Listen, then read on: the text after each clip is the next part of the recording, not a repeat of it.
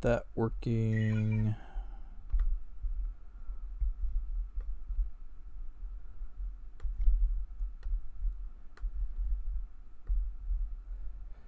Did y'all, I know you probably didn't have that much time, but did you guys have a opportunity to decide which quest you want to take? Oh shit! I don't know the options. We'll go over them quick when we start. Yeah, one of them's yeah.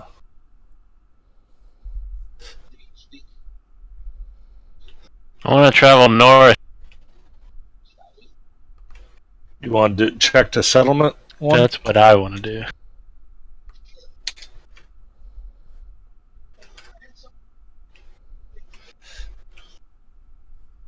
That's my vote.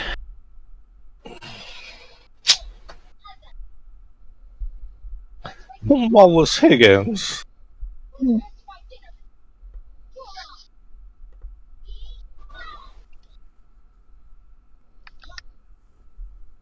I'll be right back.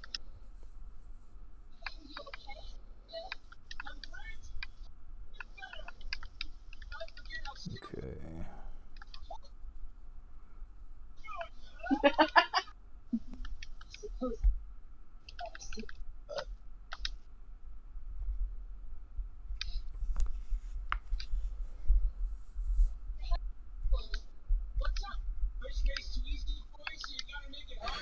Yeah, Mayor. Do Mayor Higgins first. Nope, that's fine. That's just everybody wants to do that. So Yeah. I'll follow. Jinx is wanting to go look for treasure.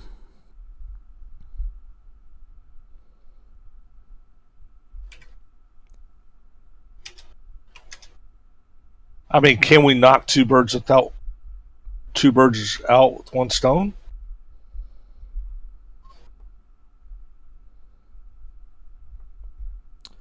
You can't when you take the posting off the quest board. That's pretty much that you're investigating that one. Oh.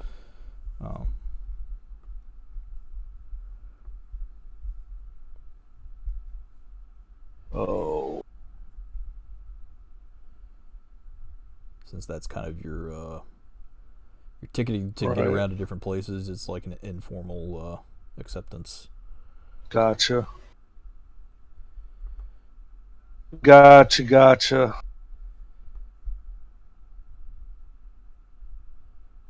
How do I...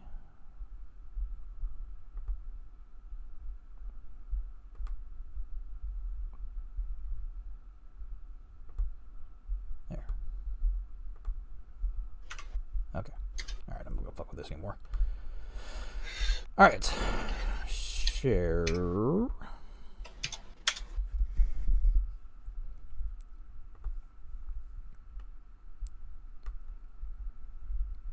We will get down to it.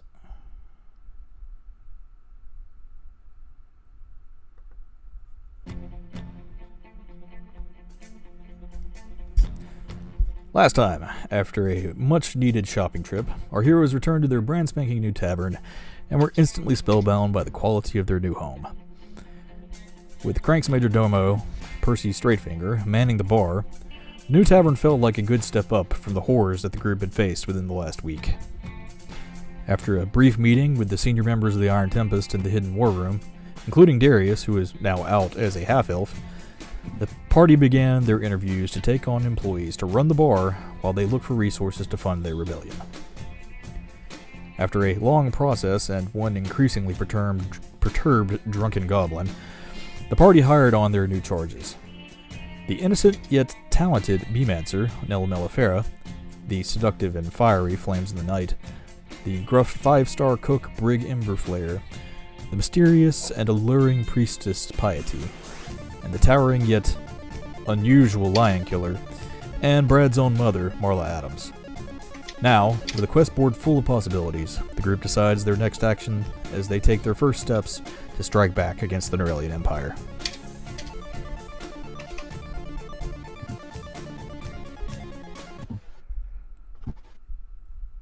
Okay, so, yeah.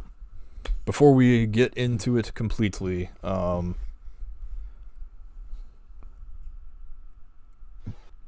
Jinx wants to go south. He wants to go look for treasure.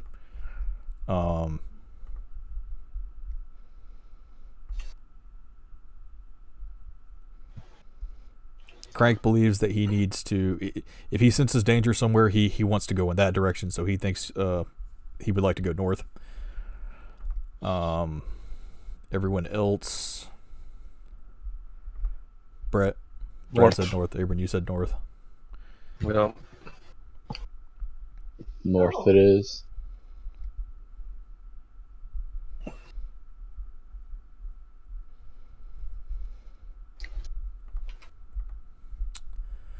Okay.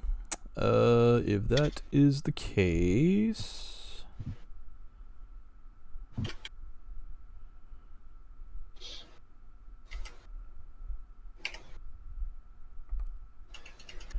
all right. So, after waking up the next morning, let me see if I can get some bar music here.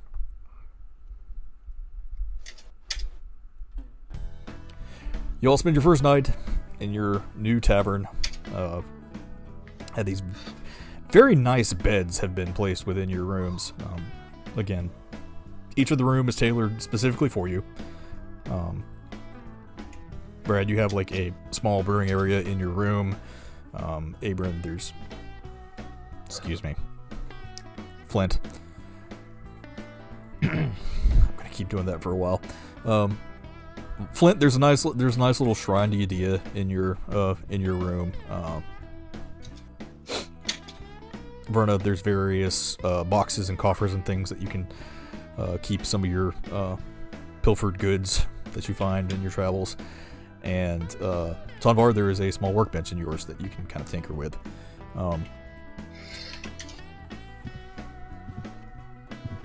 Sweet. You wake up in the morning, there's a kind of a buzz downstairs.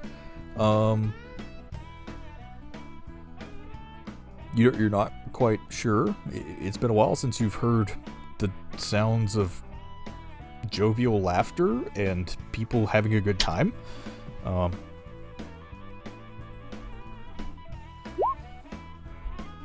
Especially considering the last time you heard that, everything went to complete hell.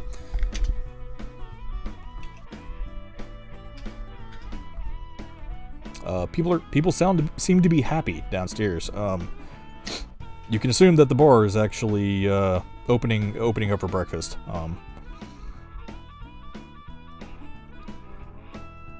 Breakfast booze.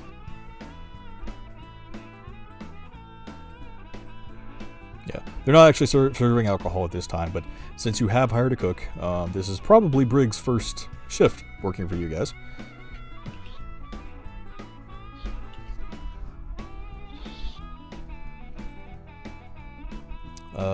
What would you? What's he cooking?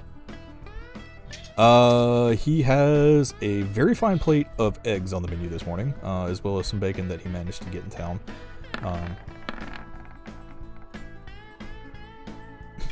Investigation. Upon further investigation of the eggs, you find that it's laced with small bits of cheese and garlic. Very, very finely put together. You have not seen cooking like this in quite some time. I mean, Brig knows his shit.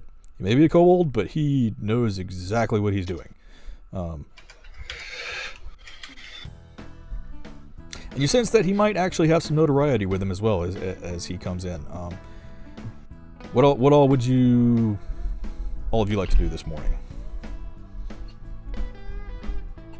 Eat breakfast. Okay.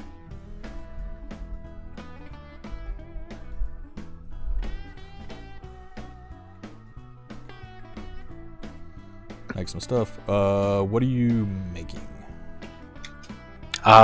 Just the stuff I need to see. Oh, okay. Yeah. Because remember, we can't do the other stuff. Right, that's true. Well, yeah, you can, but we'll get into that in a little bit. So yeah, you make some more of your seeing ale to meditate with. Get probably a couple more pints of it. At least enough to get you through the next couple of days. Flint, you go downstairs to get breakfast? Yes, I go eat breakfast. Verna goes with you. The two of you head on downstairs. You see quite a few people, actually. Not too many. I mean, your bar can only hold at the moment probably about 30, 35 patrons. But you see probably about 10 or 12 people there. You can probably assume that, yeah, Brig does have a little bit of notoriety with him. I mean, he was the contest winner for the last couple of years. So you can assume that these are people that heard that he was starting to work at a new restaurant and decided to come and see what he had prepared for breakfast. I'm gonna roll perception just to check what people. They seem to be not upper class, kind of middle class. The majority of them seem to be that they might be coming from the middle district. A few of them kind of on the lower end as well. And you do see a couple of people from the tent town as well. A few of the refugees that came in with you guys. Okay. Middle district. I'll go eat and kind of sit and observe as well. Shit rolls, but whatever. Is there anything specific that you're looking for? Just anybody that would be or out of sight sorts in this area. You don't see anybody that's would be up to no good right now. You just think that it's a brand new opening. So there's people that are trying to come in and see what this place is all about.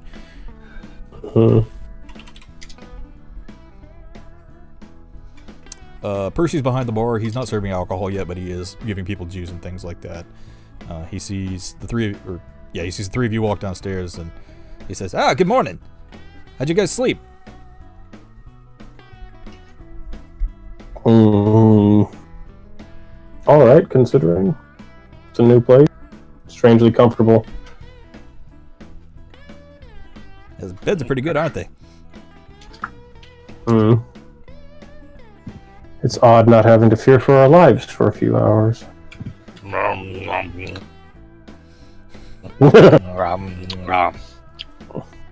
Miss Verna, if you want, we can get you a stool in there. I had to get one for mine. It is a little bit taller than I was expecting it to be.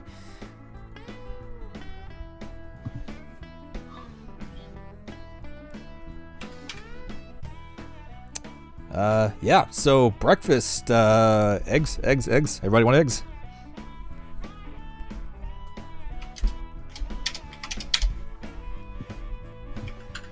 Flint, see you're already enjoying it there?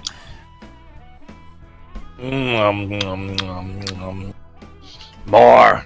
Alright, let me get some for you. Hey, Brig! Yeah! Get me 4 orders out here! Go fuck yourself! Please? Alright, fine. After a few minutes, you see Brig Emberflare, the small little red kobold, walk out from the kitchen, and he sees all of you sitting down at the table, and walks up and says, "Hey guys, have a good night have a good first night in your new place." Yeah. Hey, slow down there, big guy. I don't want you choking. It's nice to finally set some roots down. We'll see how it goes in the future. Yeah, I heard you guys went through a bit of some shit. Well, I tell you what. Try this. You could say that. Who told you? He kind of glares back over at Percy. What? Hey, look, they're all gonna find out eventually, alright? I mean, it's not like they're just gonna see this group of fucking Barcelian refugees come in here and set up shop and be like, oh, what's going on there? Why are we being invaded by another country? We're not being invaded, but, you know.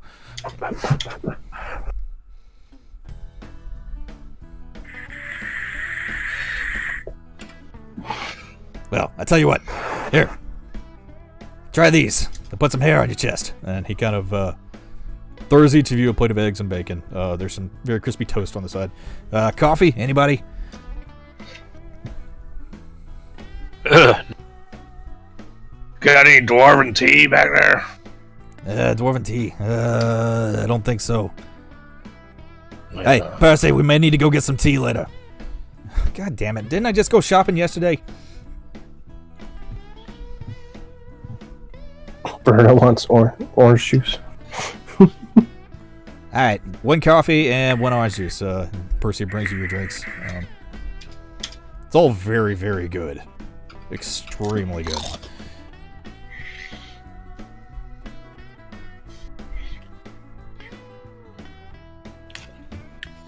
How long has it been since I had fresh brewed coffee? Like, since we left, probably, or well before that. Yeah, it's Yeah, probably since Whitecrest. enduring that one. Yeah, it's probably been since Whitecrest since any of you have really had a decent Ooh. meal.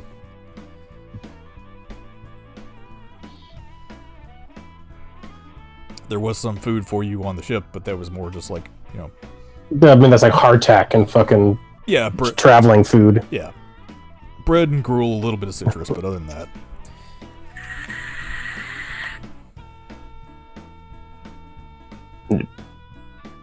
yeah, Percy, yeah. do we have any pipe tobacco? We ain't got no tobacco here. You could probably go check at the general store though. Very well.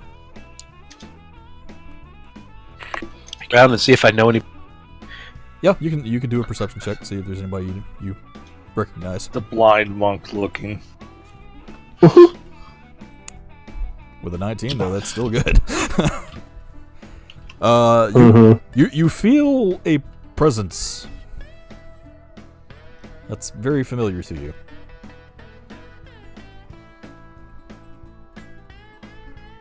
And it gets closer, and it sits down with you guys. Who is this? Brad, the presence looks at you and says, "Oh, good morning, honey. How are you?" I'm good. Who am I It's your mom. speaking with? It's your mom. Your ma.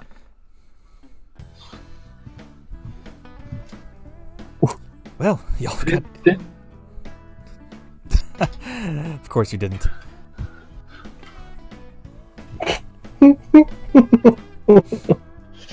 Sorry, it never gets old. How did you... I really like the place. It looks great. Have you had a chance to go back through the brewery yet? I have. It's basic, but it'll work. Yeah, I mean, we could always make some upgrades later. Sorry that your brewer didn't really... Yeah, he just kind of put off a weird vibe. Yeah, those Duragar, you kind of have to watch them. They're excellent craftsmanship. The Just stinky didn't feel- underdog vibe didn't gel with us. Well, Duragar are very good craftsmen, but they're a little untrustworthy. I can understand why you didn't hire them on. Dog Wish I and eat I each other? trust you more than anybody here. Oh, well, thank you very much. And she just kind of slaps your cheek a little bit. What's your best route? This is true. Actually, I did look through a couple of the stills back there, and I think we might be able to reroute the infuser. I brought it with me. It's going to take a few parts, but I think we can actually get it up and running today. Did you get some rest, Mom? Oh, yes, I did. Though, not sure how I feel about sleeping in those tents.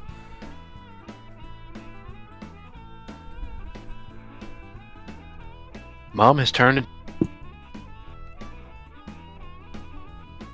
She says she's not sure how she feels about sleeping in the tents outside. A blind monk and a... Or Hello? Hello? Hello? Hello? Hello? Stop it! You know I can't read sign language. Hello?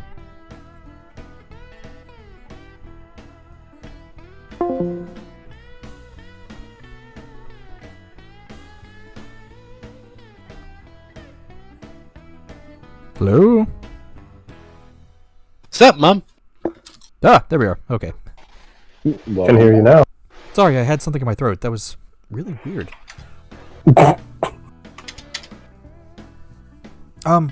Where was I? Oh, right. The infuser. We can have it hooked up today if you want.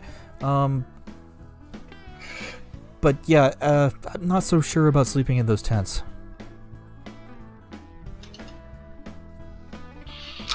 No, the tavern master has a place. You can sleep inside. Oh, really? Is that okay?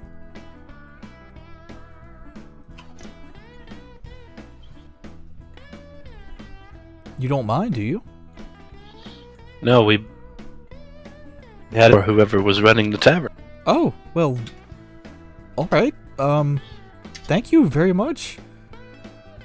This will make it easier for me to be able to check on the brewery. Yeah, just, let me give you a list of parts that we need to hook up the infuser, and, if you want while you're out today, you can go get them for me, and we can get that going. Yes, we need one. We should take her out back and introduce her to the who's tending the garden. Oh, the little elf girl? Seems that they'll be working closely together. I've met her already. She's just the most darling thing ever. Isn't she? The out of character. Does Mom know about the secret room? She does not. As a matter of fact, the only ones that actually do know about that room are the members of the Iron Tempest. Can I tell her about the secret room? That Like would be, maybe in private? That would be up to you.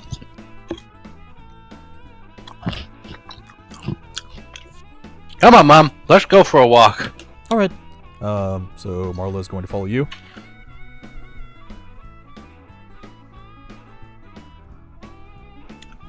Are you panning to someone else, or are we still with me? Is there anything else that you guys would like to do this morning while he's going off? I'm gonna go check on my druid. Let's make sure everything's going. Okay. So you're checking out Nella. Brad is. I'll go for it. Brad's going to the brewery. Tomvar. Have we discussed as a group what we're planning to do with the quest board, or is that something that we need to try and roleplay? You can in character if you want. But right now I'm just assuming that you guys are going north. Okay. Because if it's something that like kind of already decided, like we've discussed off camera, and it'll change how I'm gonna move on that for this scene. So, anybody have an opposition to us having already discussed it off camera, and then we're just playing in the days, or do we want to like actually roleplay it? I mean, I don't. Yeah, we can roleplay it if you want. I don't care. Okay. Well, if we're indecisive about it, like I could just move it along. I mean, I don't really have a preference either way either. You want to roleplay? It'll just no. Like, have we on camera? Do we want to do it on camera? Us making the decision of where we're going, or is it something that we've already decided? Is basically what I'm proposing to. Since we're missing several people, like, are we going to try and do it to this session? Are we going to branch out? Like, what are our goals for tonight? Well, since that the ones that were here had already said we're going north, the two that aren't here said no. I think the three that are here pretty much outvoted the other two. Right. Well, and we will say this too. Since you guys were tasked with trying to figure out where you wanted to go last session, we'll say that you brought up your ideas. Jinx put his vote in, Crank put his vote in. If you guys want to roleplay it later when you come back and just say, this is what these two said and this is where we think we would like to go, you can do that. Okay. Well, then, yeah, Tonvar is basically going to be heading out to the general store then. Okay. Pipe tobacco, etc. Okay. Just heading to the market area for this morning then. either way. Oh, Mr. Roderick, if you're going out to the store, do you mind picking these things up for me? That way I won't have to send Brad to do it. Who is this? It's Brad's mom. Yeah, Brad's mom, Marla. And what did she asking me? She's just going to give you She's just going to give you a list of things that she needs to get from the general store. It's to hook up the infuser to Brad's new stills. I'd be happy to drop it off at the store. Okay. She gives you the list. It's just like some hoses and pipes and tubes and things. Okay. Should let her know that we have an open line of credit with. Yeah, that too. Yeah. That line of credit, however, is for agriculture goods. This is not under that. You would have to buy those individually. Okay. That's just to kind of keep you guys stocked up. But for things that you need, like for maintenance, repairs, things like that, you'll have to buy them individually. Okay. Okay, just want to go talk to the Kobold brothers. Okay. And Verna, what are you doing?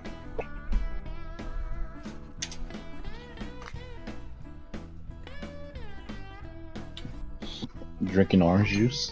Just okay. Just enjoying my breakfast. Chilling, mean mugging people. Just Oh, halfling doing nothing. enjoy the morning. Go ahead and roll a sleight of hand for me.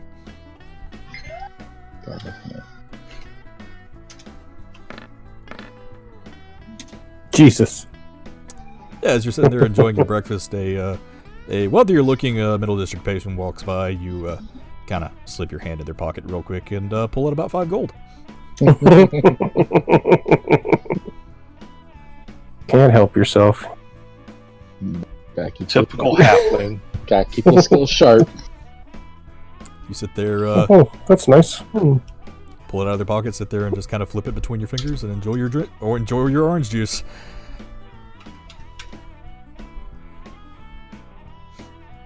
Brad, we'll go with you first. So Marla follows you into the brewery, I'm assuming. Yeah, sure. Oh, this setup is quite different from what we've got at home, but yeah, I think it'll work pretty well. Yeah, I think it'll be good.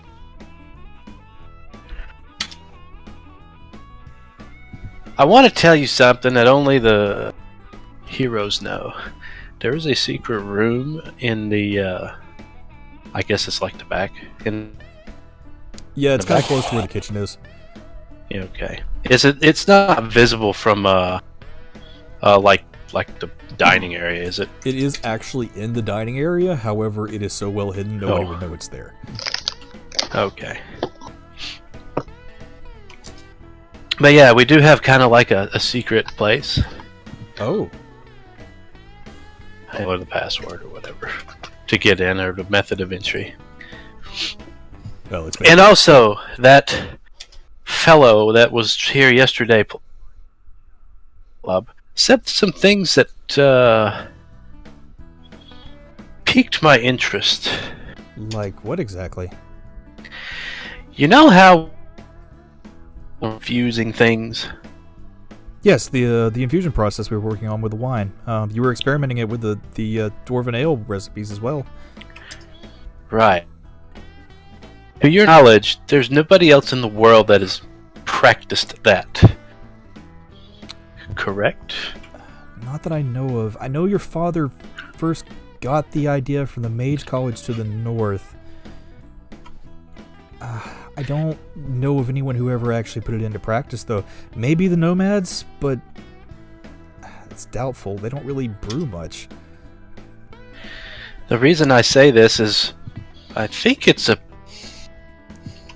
pretty unknown topic. It's not really well known. And the person yesterday was asking all kinds of questions about it. And it kind of made me really uneasy. That is troubling. And so while away, I would like for you to keep the recipes to those brews locked away in the All right. Yeah, we could definitely do that. Because I wouldn't put it past that. I don't even remember what. But I wouldn't him to come snooping around. A Drugar. Because he was dark dwarf. He was very interested in that kind of. That is troubling. I mean, our vineyard's wines were quite popular throughout the world. There are people that know of our processes, but they don't know about for ale. And as far as we know, no one's been able to perfect that process yet. Maybe that's why they're so interested in it. Honestly, though, if Duragar managed to get a hold of those recipes, that would not be good. Yes, some of them are rather bad. Right.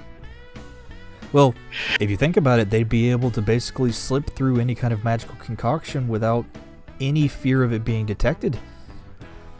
I know. That's why we need to keep close eyes on these recipes. I agree.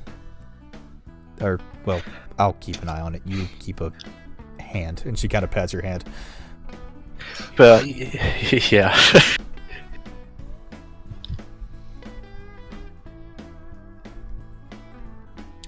But that's really all I wanted to talk about. Little trip. Oh, right, yes, I was looking over your quest board. It looks like there's some very interesting opportunities you have there. Yep, you have to have a lot of work to do. Be able to go back home. Quite a lot of work indeed. I'm still afraid that we've completely lost the vineyards, but that's amazing about the land. Time back. and we can always take it back. That's right. Well, I think your friend is going to go get the parts. Is there anything you want me to start working on as soon as I get it fixed?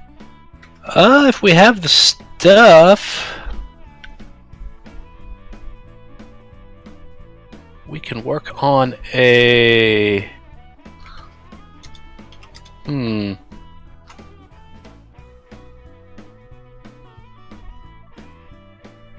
feeling maybe a hearty brew. How does that sound? Oh, yes, we can do that. I can get that started. Actually, your druid sent us a whole bushel of hops and things this morning. Didn't she just start yesterday? Yeah, she did. She didn't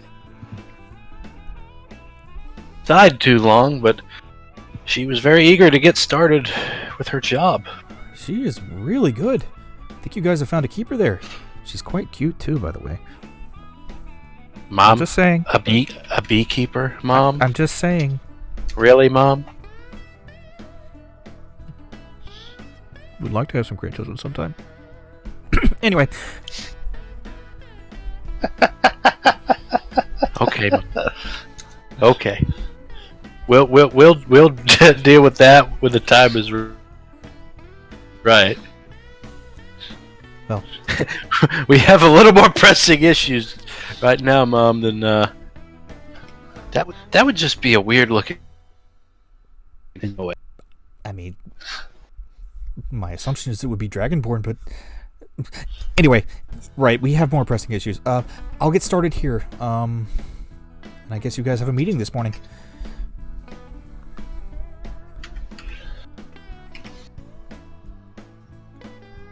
Did you ask about the meeting? Yeah, she said that you guys have a meeting. Basically, she's gonna get started trying to clean up things within the brewery, get things prepped for the infuser. And all right, Mom, you got this. Back at the other people. Okay. Start on that hearty brew. I will certainly get on that as soon as he gets back here with the parts. Have a good day, sweetie. Yeah. No shit from anybody. All right. Now we'll go to Flint, who's going back out into the garden. Flint, as you step outside, there's plants fucking everywhere. Oh my! Flint! Flint! Nettus! What have we here? You are such a gardener. You see out of some very thick brush, you see Nella. As she walks out, her little bees are just buzzing and distraught around her head. She comes rushing out to you. Flint! I messed it up. What's wrong? I used too much. Is it still good though? Yeah, I mean, we got lots of plants, but I planted too many seeds, and I think I might have used too much Druidcraft. That's fine. Just harvest it and learn. We learn from our mistakes and we move on. Don't use too much next time. Brad's mom is inside. She's got a brew station. You can take you can cultivate what we got and give to her and give to the kobold and go from there. Oh, I already sent her a bushel of hops and things this morning. She seemed very appreciative of it. Oh, good. Based on what I could find anyway. She kind of looks back to the tangle of plants that's behind her. The garden's a fairly large area. I mean, you have about, I think I said 2.5 acres worth of land back there. It's all it's completely covered in green. There is the one oak tree that she has been sleeping in that's out there. That is almost up to its branches in just plant.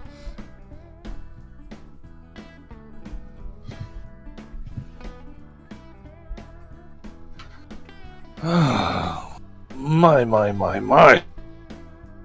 Yeah. Well, I guess I made a wise choice in picking you. Are you sure? I'm starting to think I wasn't cut out for this. No. Not too much and not enough. Well, because we can always, whatever we don't use, we can always sell the excess to the kobolds. that is true. Maybe they can make a little bit of a profit. That is true too. The bees definitely seem to like it. And she kind of looks over at her little buzzing friends, and they're just kind of buzz, buzz, buzz, buzz. They've been pollinating all morning, though I think they probably need to slow down at this point.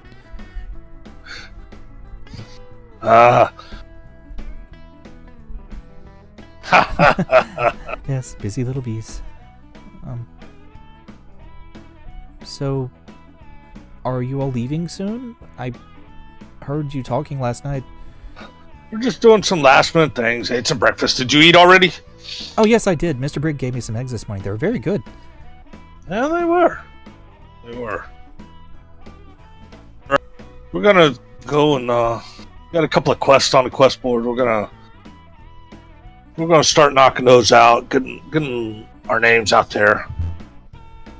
I just wanted to check on you, and looks like you're doing a great job. Well, thank you. I appreciate it. It honestly, when I started my vision quest, I didn't know that I would wind up here, but well, it's fine. It's fine. I'm learning things. Learn as you go. Make as much as I can. Yep. Oh, that reminds me. And she pulls out from behind her a small leather pouch. These are some of the more rare spell components you were looking for. Yes, I was getting ready to ask you about that. I managed to get some of the seeds, the mistletoe and things from the Ed brothers, and yeah, as you can see, they sprouted up overnight. But yeah, this should hold you out for about a week, I think. That sounds great. I muchly appreciate it. Yeah, no problem at all. I'll kind of going to be needing them some too myself, but I think I might need to slow down on the magic for a little bit. What'll she give me? Basically everything you need.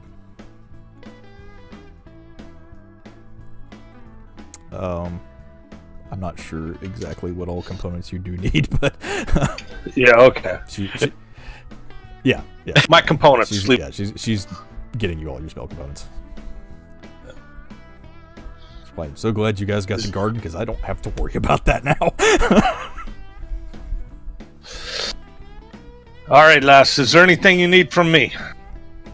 Not that I know of. I think we have just about everything here. Unless we got a weed whacker somewhere. Looks like you need a billy goat. A goat! That's a great idea! She shapeshifts. Meh. See what? Meh.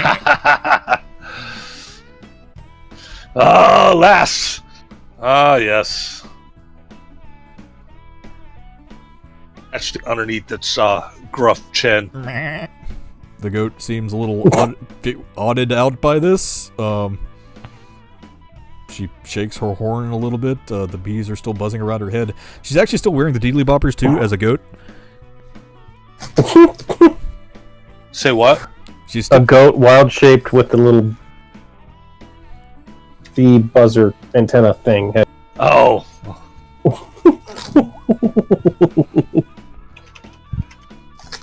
She just kind of looks at you and goes, meh, and she turns around and goes to munching on the plants. She's gonna have an upset stomach by the end of that, even as a goat. Oh man. So, Alrighty. I wave goodbye to the goat and head back inside. Okay. Tombar?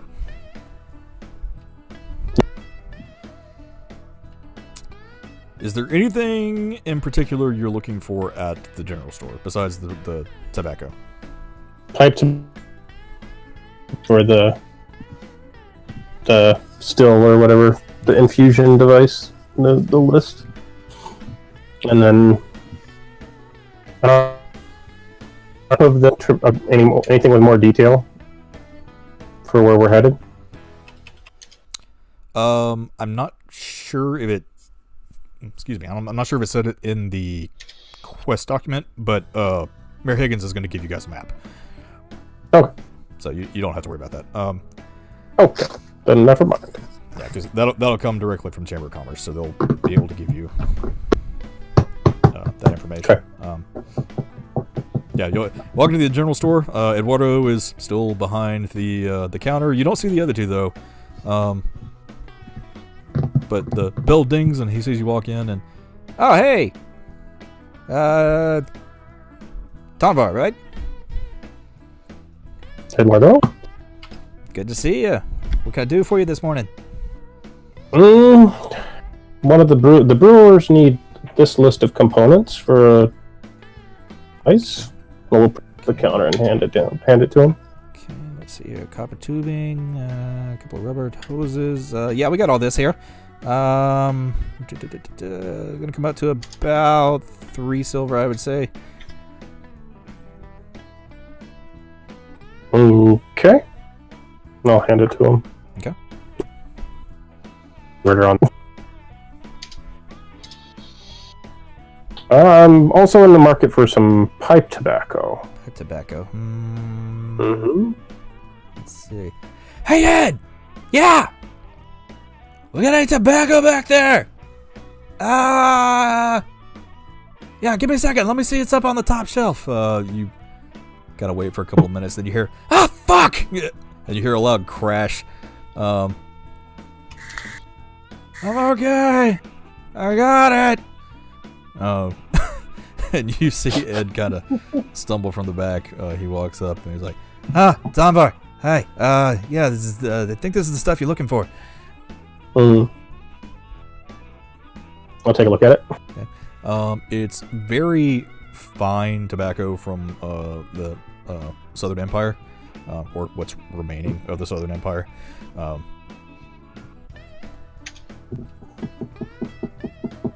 I don't know much about tobacco, but it's good stuff. Not the best you can get, but it's decent. Perhaps. Yeah, I was hidden on the top shelf. Top shelf for a kobold, anyway. Yeah.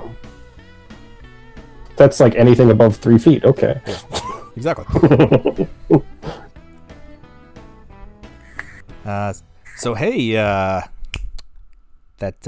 Kimmy was in here the other day. I didn't hear it. What was that? He said Kimmy was in here the other day. And Yeah, she was. what did she say?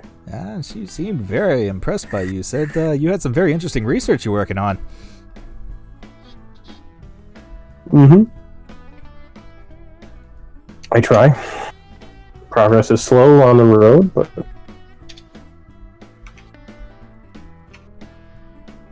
always working on it. Might be a good idea to pick her brain. She seems to be one of the smartest people around here, well, in the lower districts anyway. Do things by her. She's got her own little projects that we're planning to help work on those as well. Yeah, she seems super obsessed with that stupid little automaton of hers. You ask me, I think things kind of useless, but whatever.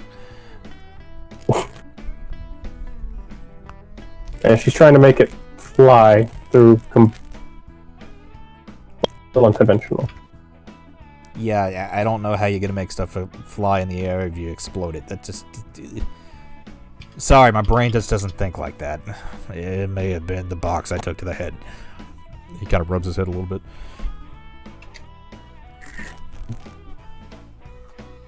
Well, hey, you guys need anything else, let us know. Sent a bunch of seeds over to you new girl this morning. Well, what do I owe for the tobacco? Let's see, tobacco, just be about 8 copper. Yeah. Have those the items off the list delivered. I'll take this one. Alright, I can do that for you. Hope y'all are enjoying the stuff we sent. Just let us know by Working out well. Let us know by the end of the week and we'll settle up. Sounds good. Alright. And you head on back to... Unless there's anything else you want to do? Mm-hmm. I'm assuming you guys are just going to head back in. And if you want, you can now discuss your options for employment.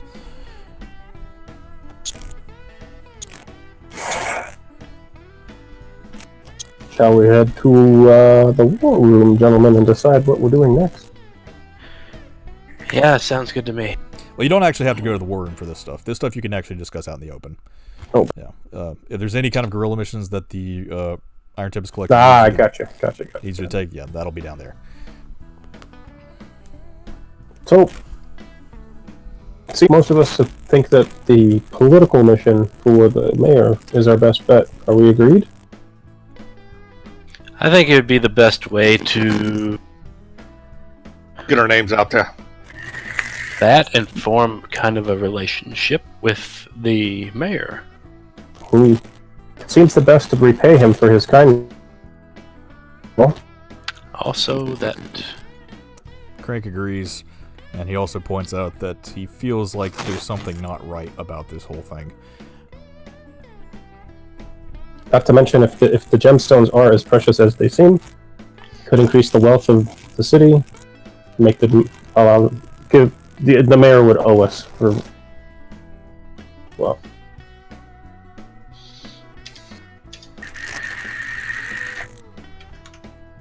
You guys seen your bard friend this morning? Percy's kind of overhearing you guys talking about this stuff. no telling where they are. I think they had a pretty long night. Is Brad actually in character using the phrase "they"? Yeah, I mean, everybody knows what he did last night. Well, I mean, Yeah, I'm referring to like the worker too. oh, okay, yeah. I didn't get that context. Yeah. Yeah, everybody knows that he took flames to his room last night. So Yeah. For all we know, he's still snogging that one, or they're passed out for the next day. Who knows? yeah, hopefully she comes out soon. It's almost time for her shift. Tonvar will pack a pipe and enjoy it. along with another cup of coffee while we're discussing. Sorry, Mac, but if you're gonna do that, kind of go over in that corner. He has a designated smoking area. No argument there. So, as y'all are discussing, Piety is there at the moment. She's kind of waiting tables, just checking on everybody. Cleaning things off. She takes all of your plates and takes them back to the kitchen.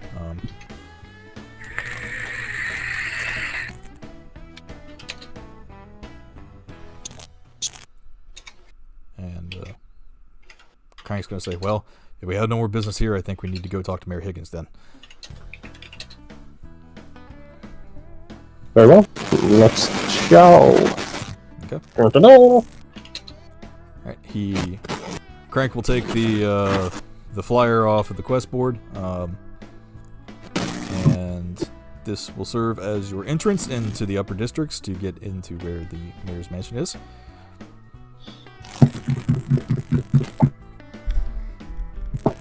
Alright.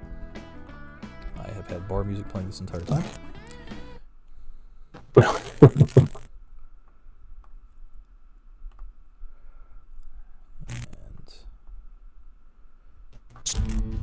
Alright. You all walk out into the city streets of Zento and head up toward the upper district. There is a main thoroughfare that kind of cuts straight up through the middle of the city, and you can clearly see, like, lower district, middle district, upper district, as you make your way towards the mayor's mansion.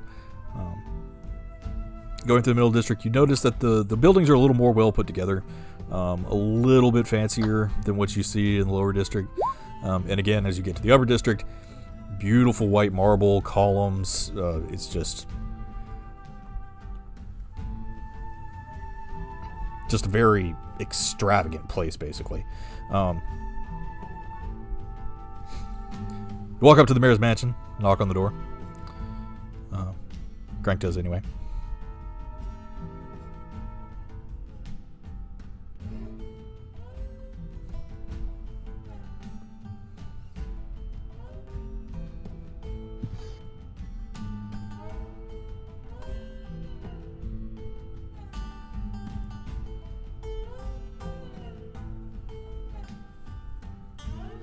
And as the door opens, you see his assistant there. She says, welcome to the mayor's mansion. How may I help you?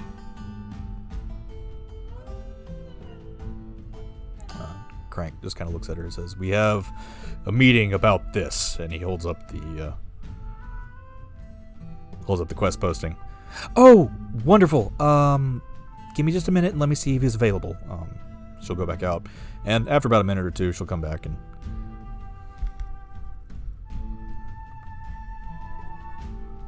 Hello? Fuck me.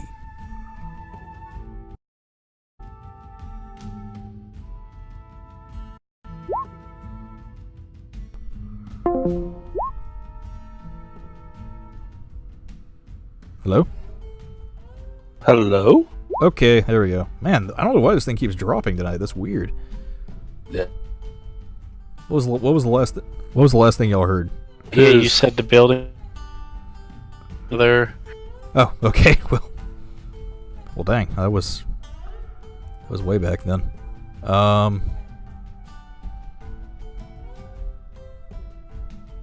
Yeah. So you guys, hang on.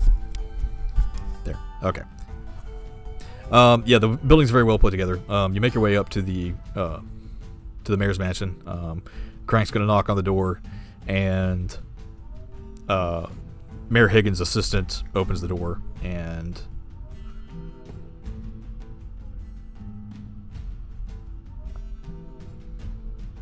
she sees all of you standing there and says, yes, welcome to Mayor Higgins' mansion. What can I do to help you? She kind of looks at all of you kind of funnily, weirdly. Sorry, messing my words up because I'm trying to figure out why this thing's not working.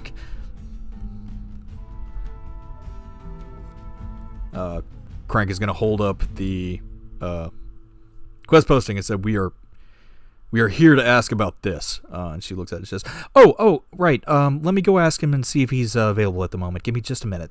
She goes away, comes back, says, yes, follow me. He's in his office.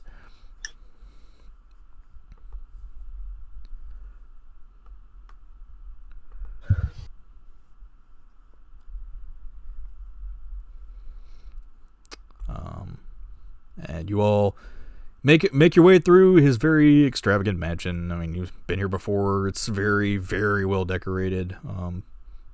Beautiful wood carvings all over the place. Nice marble floor as you walk in. Smells of very fine lavender as you walk through. And as you enter into Mary Higgins' office, you see the very large man in his white cowboy hat and white leather jerkin still sitting behind his desk. He has a pair of glasses on this time, though. He appears to have been writing something. And as he sees you all walk in, he greets you. Ah, well, hello there. Good to see you all again.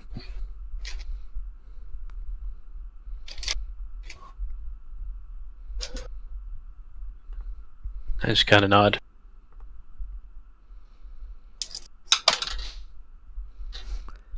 Well, what can I do to help all y'all? Not so much what you can do to help us as what we can do to help you. You have a situation to the north. Yeah, Crank holds up the listing and hands it to him. All right, that business. Yeah, we definitely need somebody to check that out. I'm glad y'all are the ones stepping up on this one. Guys here don't really want to do it. They're a little scared of what's going on.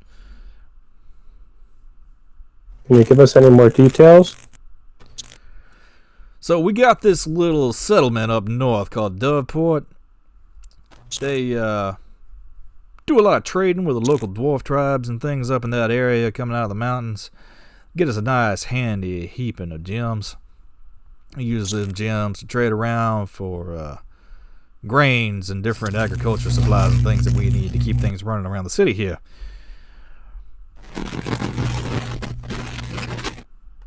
What kind of gems are...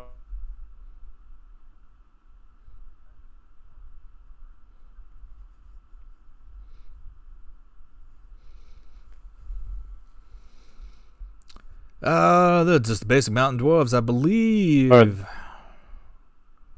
These. Some of that Keggut tribe, I think. Last I checked. I haven't dealt with them in quite some time. That's why we left Doveport up there, to let them deal with them. We just reap the benefits from it.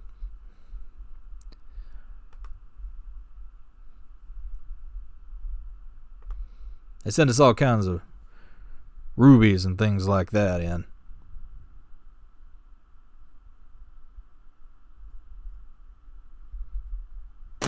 Can you repeat, like... Yeah, Carson, you're lagging. God damn it. This Really fucking bad. sucks. Hang on one second. Mm-hmm.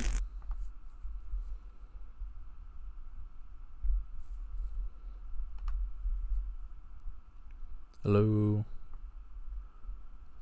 Hello? Okay. Alright. Okay, we've upped the sensitivity. See if that fixes that part. And I can't do anything about the other part.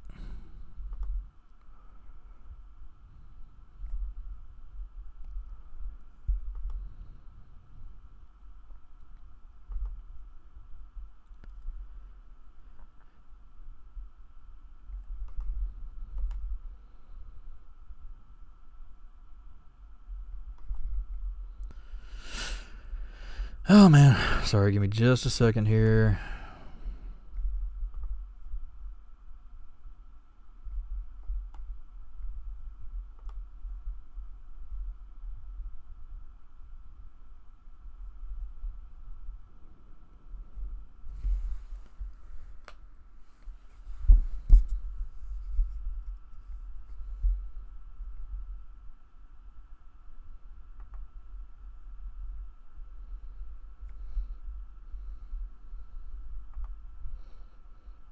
Yeah, I don't know if I can do anything about fixing the lag problem. I may have to just go over to my phone. I think that's the only thing I'm going to be able to do, actually.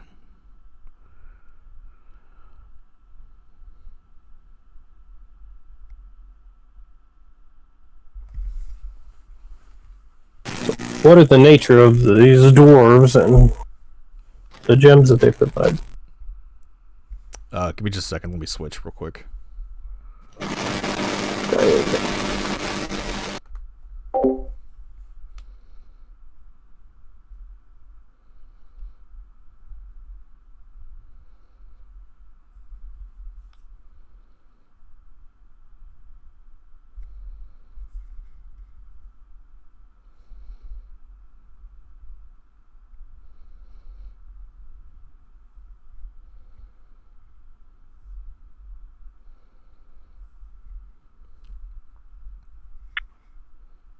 Hello?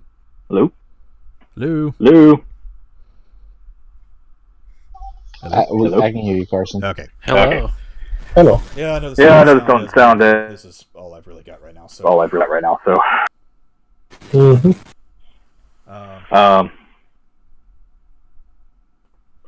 Okay. And I think it's some of them keg gut group. The keg group, they bring us some rubies and things down from the north. We don't really associate with them much, that's why we got Dubport there, but we just kind of sit back and reap the benefits. Been a very good arrangement. We send supplies up their way, they send these pretty little things back to us, and we trade them on from there.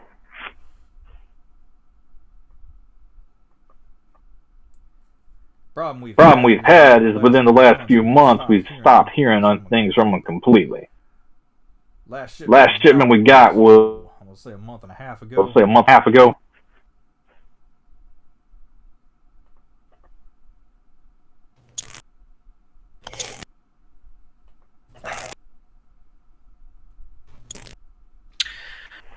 The last shipment, was there any kind of messages? No message or anything. What we did know, or what we have known, just from scouting around in the area, bandit groups have been a little more active. We've been doing our best to try and keep them out of the city of Zento proper. But they have been setting up camps and roads. We've been sending out adventurer groups to try and clear them out as much as we can, but don't really seem to be helping much. A lot of our sword arms aren't as good as the ones that they have on y'all's end.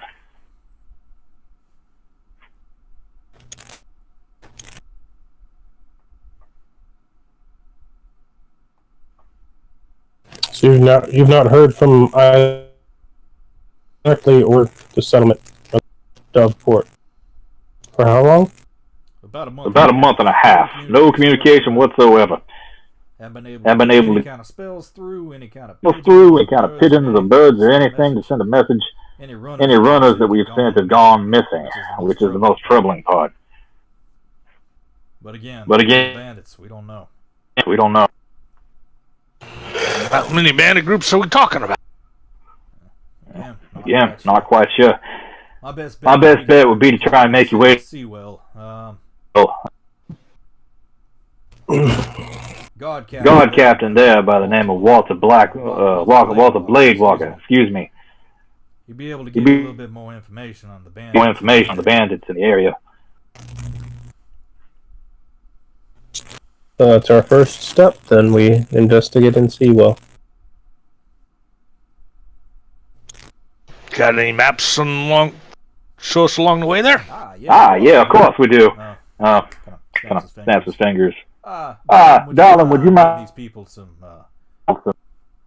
cartographers, maps of the northern settlements, preferably the ones between here and Dubport? Yes, sir. I will. And the young girl walks out, cuts back in with a couple of scrolls that have what looks to be the main trail or the main road. That's marked Zento and Seawell, and also between Seawell and Dubport. So who's in charge of this Doveport? When we get there, we'll know who to Who to be looking for? Let's see. Last I heard, They just had an election.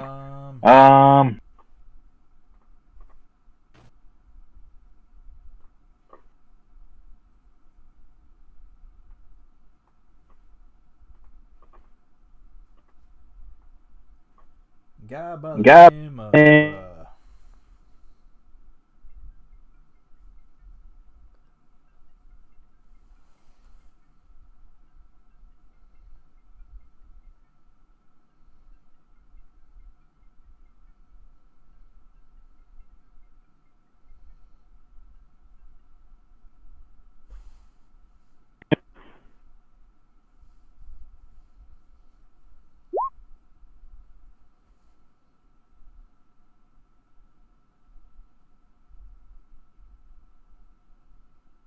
Hello?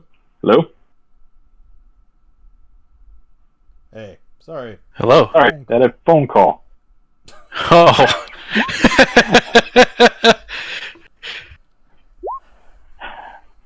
They just had an election up there. The guy by the name of Thaddeus. The guy with Thaddeus Oyer. He should be the new mayor of Doveport. Thaddeus too? Sorry. Oyer. Y-E-R.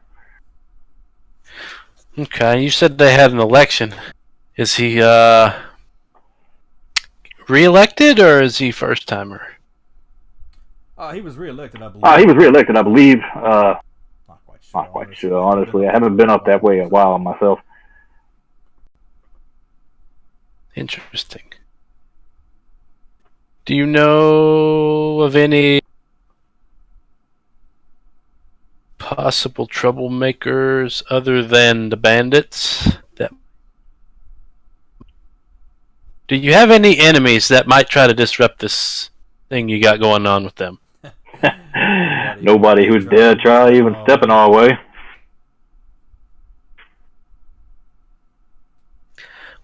Haven't had to worry about the Norellians since we kicked their asses. With all due respect, step. Well, we don't know that for sure. All we know is we ain't heard from them in a month and a half. We ain't getting our gems. Now, if y'all are willing to look into this for us, I can give you quite a hefty.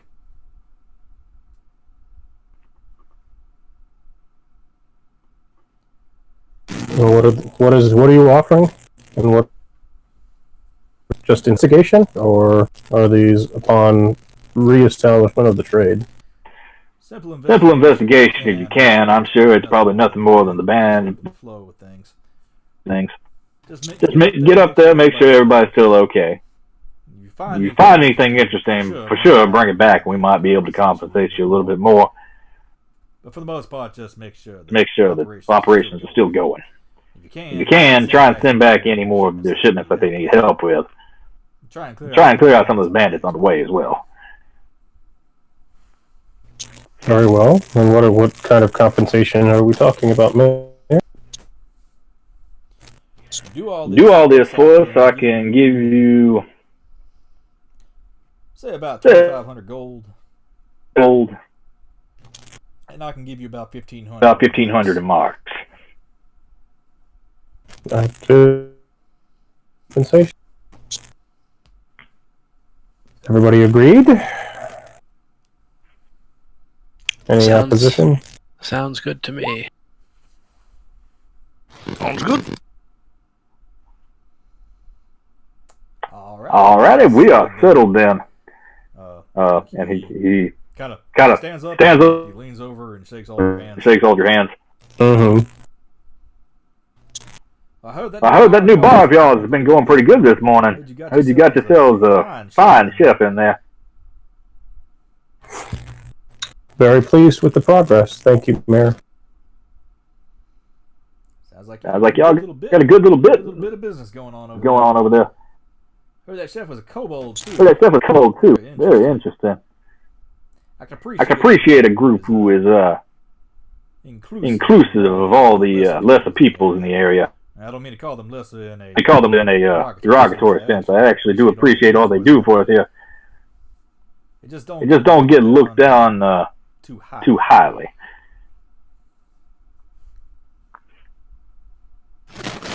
Everybody deserves an equal opportunity to thrive, right in there.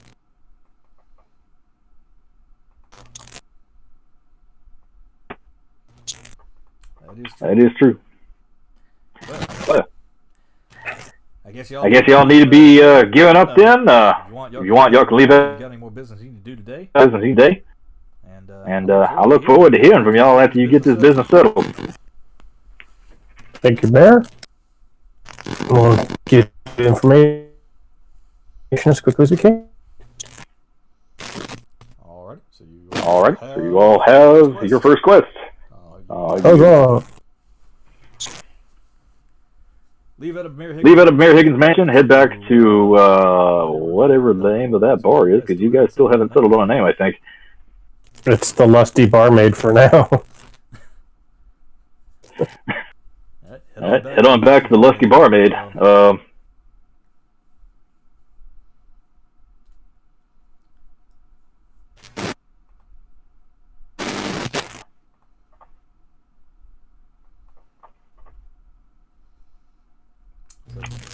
as you enter in, Crank looks at everybody and says, leave in the morning then. Is there anything we need to do to get prepared? Other than equipment, supplies, rations, anything in particular that we would need to do at this point? Briggs sticks his head out of the kitchen and says, I got your rations covered. Don't worry about that part. Thank you, Brig. Sure, it will be better traveling food than we've had in a long time. Percy goes back in the kitchen. He grabs a large crate and brings it back out. He says, here you go. He's got you some jerky in here, a couple of hard-boiled eggs and things. Should last a week at least. Excellent. So each of you get 7 rations. Corvernale. That's up to you. I ain't giving you drinks on your trip.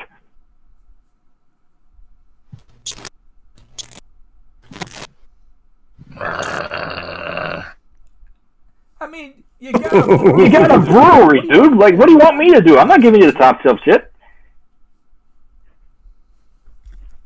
Unless you want to pay for it.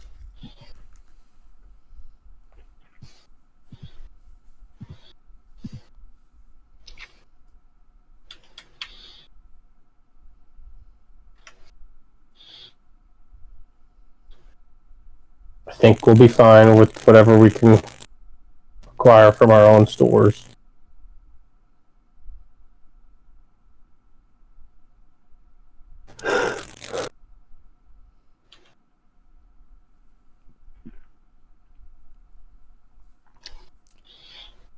Percy. Yeah, what's up?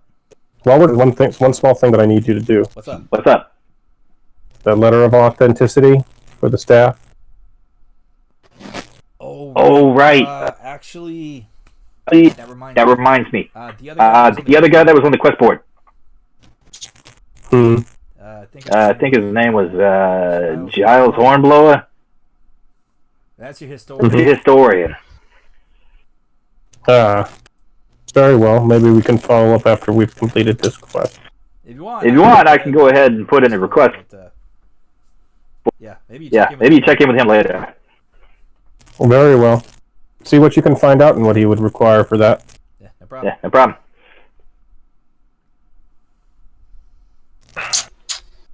Well, if there's nothing else for the evening, I say we rest, enjoy a meal, and plan to go out in the morning.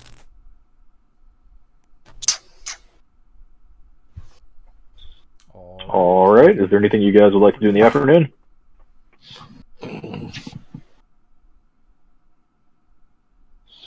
Other than tune up the automaton for travel, I don't have plans. I'm just gonna go over my my ingredients, make sure I get everything all set for my spells. Check on the billing note. Did the brewery stuff get installed? Yep, it all got delivered. It all got delivered and all got installed, and your mother is working on a large batch of the Hardy Brew. Hardy Brew at the moment. Will that be ready in the morning? That will not. That actually takes Okay. 2 days to make. Okay. However, you can make a small batch. Want to have some for tomorrow. How much is a small batch? Small batch is, I believe, one tankard, so 4 drinks. Okay. Yeah, we'll do that. Let me see here.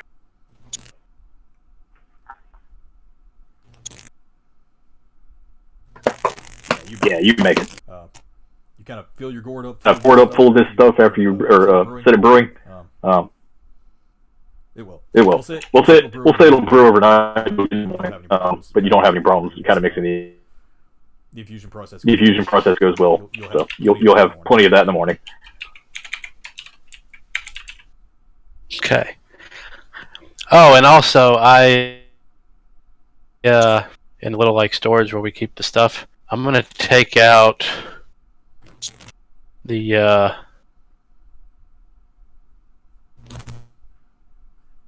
Barclay Vintage and one Iron Spine 289 wine in my inventory. I'm gonna take that out and just leave it in the brewery. Okay. Are you gonna leave it? Or are you gonna put it down? Down in the cellar. I'll put it in the cellar. Okay.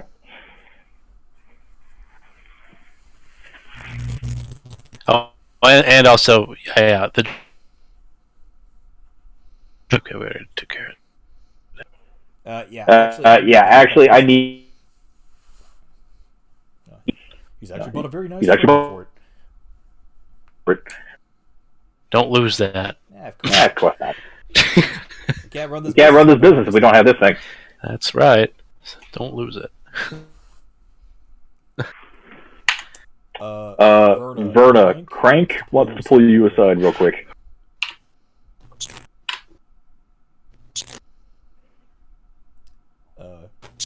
He says, I don't know where Jinx is right now, but I've been working on this project for him for the last since he's not here. few days. Can't give it to him, so I figured you can make use out of it for right now.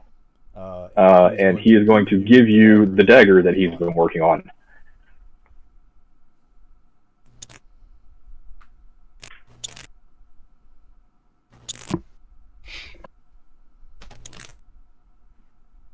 Does the dagger have any special properties? It does. So this is a +1 dagger.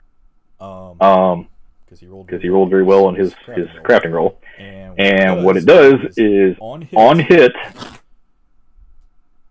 you heal back 1d4 life. You done good, man. What? You done goofed by giving the rogue a dagger of life steal. Well, the bard's not here to take it. I'm not here to take it, so. Yeah. I guess you gotta add that to my thing. Oh shit. I don't know how to add that. I'll add it for you. I'll add it for you. Basically, it says, you can use it for now. Just give it back to Jinx whenever he gets out of his sex-induced stupor. Yeah, I remember. Yeah, that's probably not gonna...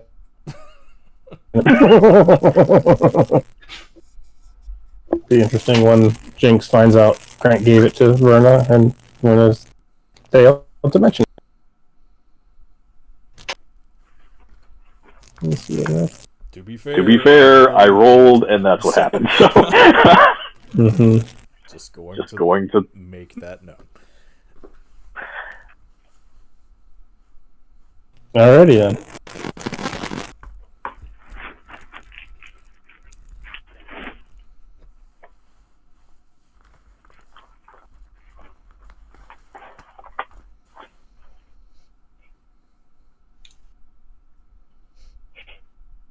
So yeah, it's getting kind of later in the evening. You guys hear a knock at your door? I mean, this is like the tavern door. Yeah, the tavern door. Why there's somebody knocking? Why they're knocking at the door? It's kind of weird, but you know. Hey, Tiny, see who that is? Alright, give me just a minute. Oh yeah. Okay. There we go. Yeah, Like Killer walks outside. He comes back in. There's a little gnome out here. Okay. Looking for you guys, I think. Tonvar. Show her in, or them in, since you. Yeah, he leads this little gnome in. It's a little gnome girl. A little girl with pink hair, and you guys you all instantly recognize who this is. It's the one person that you've actually feared running into your whole time here.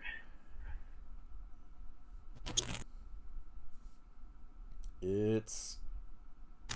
Tondar's waiting to see what happens because he doesn't know anything about that. Tonvar doesn't know.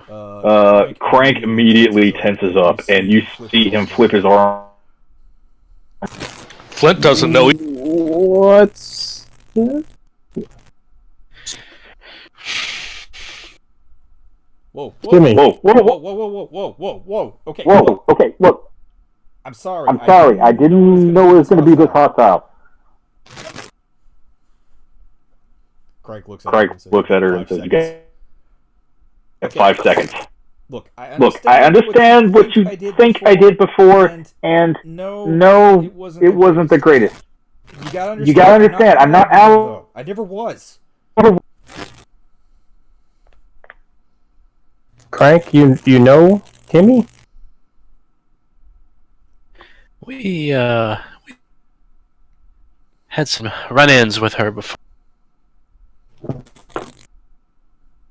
She's one of the goddamn Aurelian champions. Huh.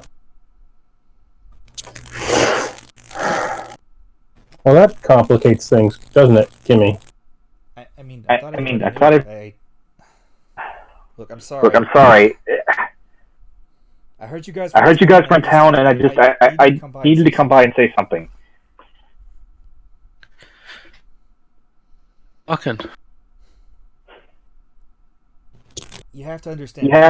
The only reason I was with them to begin with was to try and find knowledge. I was working on a project. Caught up in things. Next to home, they've got the best Arcano military in the world. There was a wealth of knowledge there for me to learn. I couldn't turn them down. And then things got weird. And Varys went missing. And Asher just went psycho. Like Then they promoted Bia for some fucking reason. Like, why the hell would they even make that guy a general to begin with? I wasn't really happy with the way the Emperor Tarsus was. I got out of there as quick as I could about 3 or 4 years ago. You're saying is you are a wanted deserter. No, I was kind of a mercenary to begin with, so not really a deserter. Does Tonvar recognize any of the names? Yeah. These are all very familiar names within the from Battle at Roll and Stand. You recognize a lot of these names. Exarverish was the Azamar cleric that was with them. The one charging up the big light attack. Biakula was the White Tiger Tabaxi that was engaged in combat with Brad. Asher was Asher the Titan, which was the paladin of Yaldir that kind of planted himself in the middle of the fight. You do remember him getting clean across the arena. By Abram. And then of course, it's coming back to you now that Kimmy herself was the quote-unquote puppet master that was in the middle of the fight. Oh. Now the pieces are falling together, of course.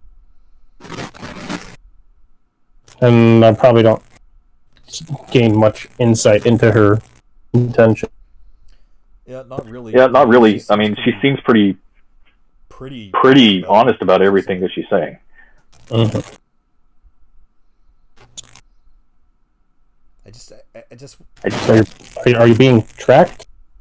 I mean, do you worry about that? No, I'm not worried about any of that. As far as I know, they don't even know I'm here. I found a new guild con. I wanted to get a new start.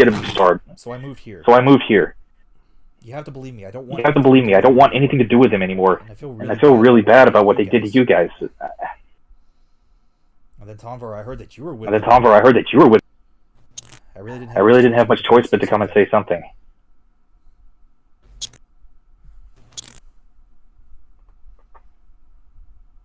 Everyone can appreciate your desire to be honest with us. I wasn't there for the challenge, though.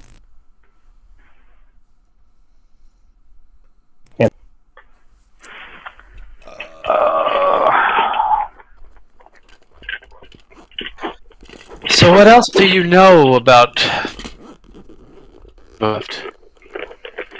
What are the details? Said things got weird. Well, yeah. I mean, there was that.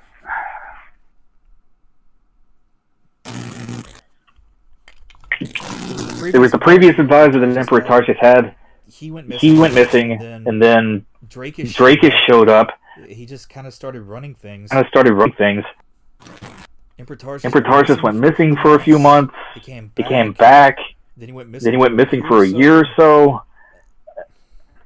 Then he came back again. Like, the dude just kept popping up all over the place for no reason. Like, we don't know where he went. We don't know what he was doing.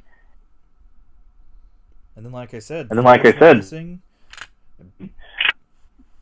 Asher just went psycho, and Bia got promoted to the rest of the generals. It just nothing made sense anymore.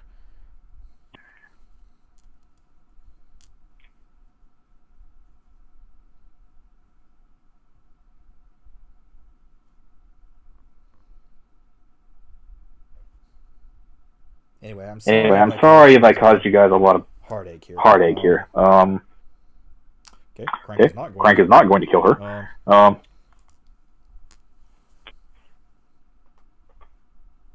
Well, that's at least a good start, I suppose.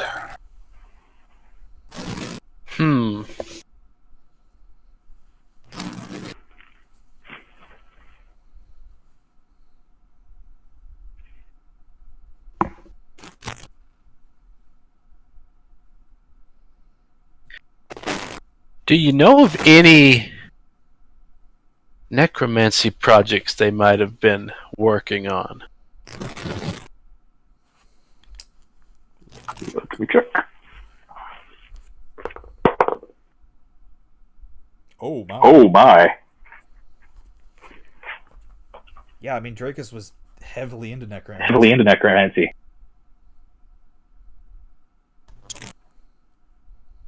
I see. The reason I ask is we run into one of your fellow colleagues when we was leaving town, and he wasn't exactly himself. Let me guess. It was Asher.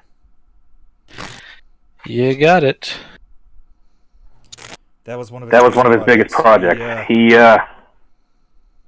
Drakus actually managed to turn.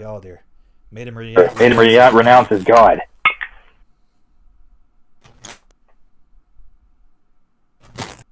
Turned it into some kind of grand creature of the night. Started praising the god of darkness, Dread. And was he trying to do this to others? I gotta look at his notes one time. He was working on some kind of cloud of darkness that could just disrupt the flow of life energy within an area. It was supposed to make all kinds of bad shit. And based on what I can tell, that's what he used on Barclay. Yes, he did. You said you read his notes. Was there any details about how did it work? Not that I could tell. Not anything that I could understand anyway. More mechanically inclined, not really magically. Was there any kind of mechanical processes involved with it? Or was it strictly magic? Magic, based I can tell, but there was one part. Yep. There was one part that I saw that was kind of weird. There was this seal.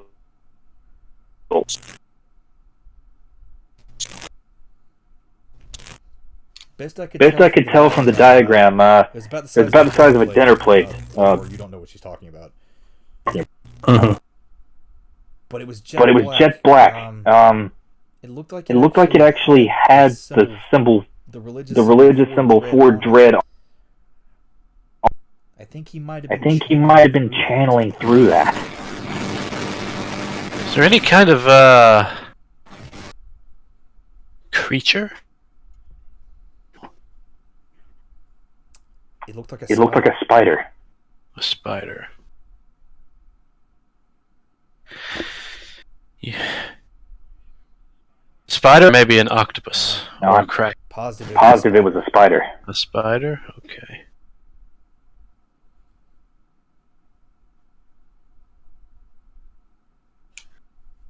Okay, well, that's some interesting information.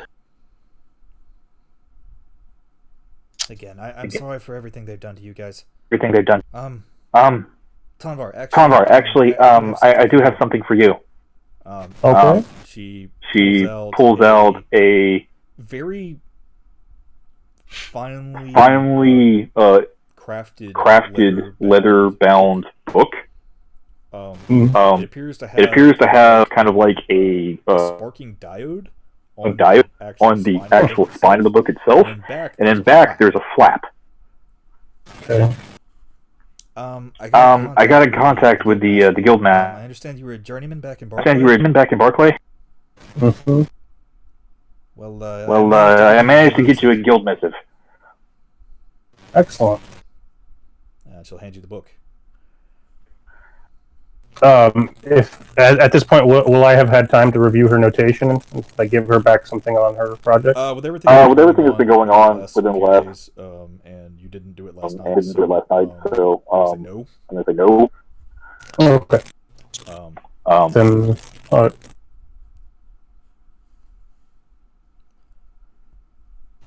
yeah, I've been working on some stuff myself, so I haven't really gotten a chance to look over your notes either. But yeah, if there's any contracts that come through and you're available, you can work on them. They'll show up in this book. Excellent. I look forward to seeing what I can find. I'll get you the rules on that later. Okay. Basically, all you do, you fill the contract. Get the materials that they're looking for. If there's something you need to go get, just find it, bring it back to my shop. I've got a Dropbox you can put it in, and then the compensation shows up in that flap on the back of the book. And then out of character, that's called a guild missive. It's a guild missive, yes.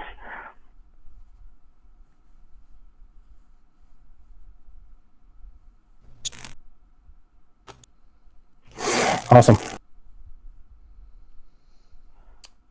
So, yeah. Sorry for all the heavy-handed shit. Can I get a drink?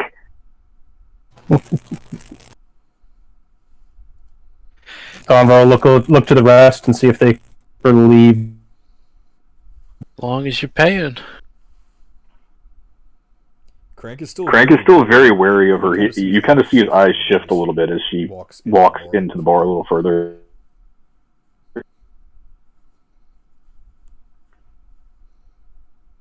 Tanvar. Let's give her a chance. What do you note? The missing relic of Barclay. Other than that's what the power, the bubbles or our shields for the boats and the mana cannon.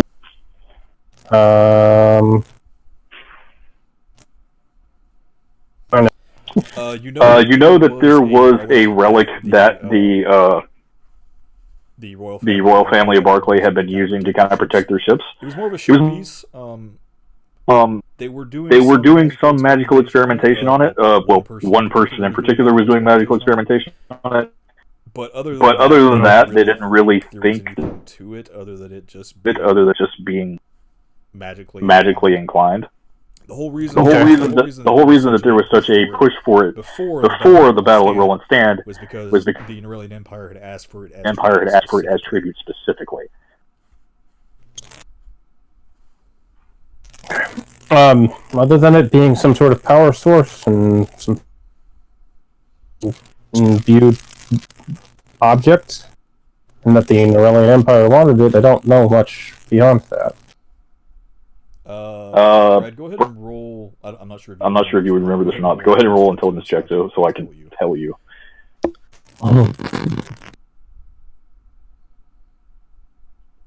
This might be something to relate to them.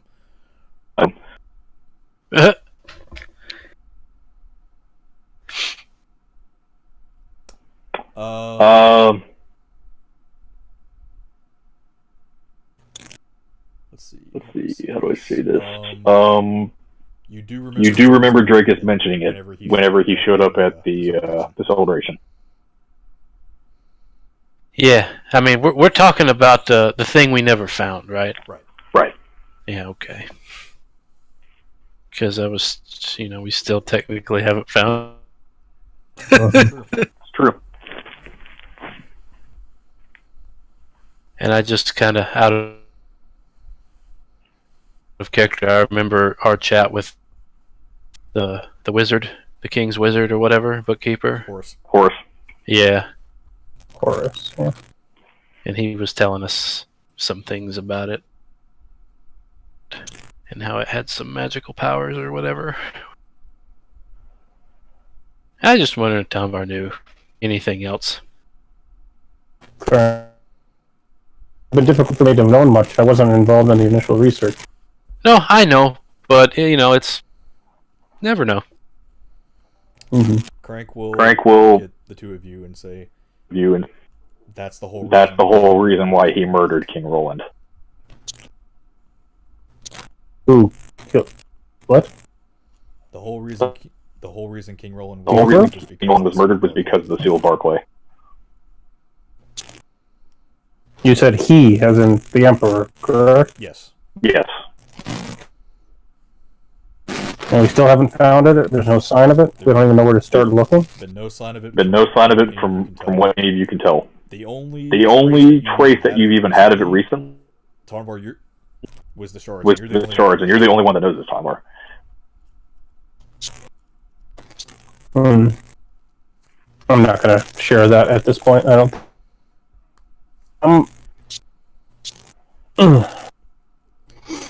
Well, we have much to think about and an adventure to complete.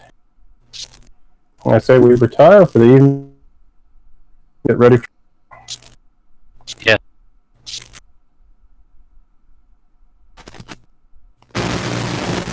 Hopefully more will be revealed as we go.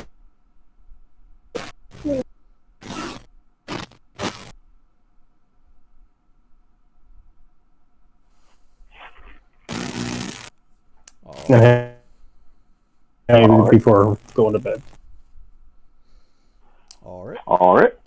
Well, we will say that everybody gets to sleep. Gets good night's rest, and we'll go ahead and have a break real quick. Sounds good. And then finish up when we get back. Okay.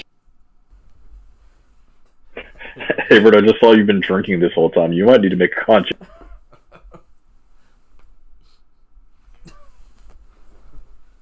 I have no idea who Kimmy was.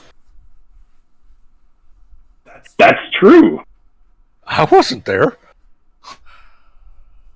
I just saw them all get up and saw Crank and Brad get Crank get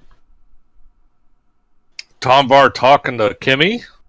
I was just listening the entire time. I'm like, I don't know who this little gnome is. Oh. Tom Bars. Oh. Now I know who Kimmy is. Well, I will say though, I mean, you know of the battle. I know the battle, but I don't know the names. I don't know. I know of the battle, but this was probably when Abram went off. Was when I went on my nomadic mission.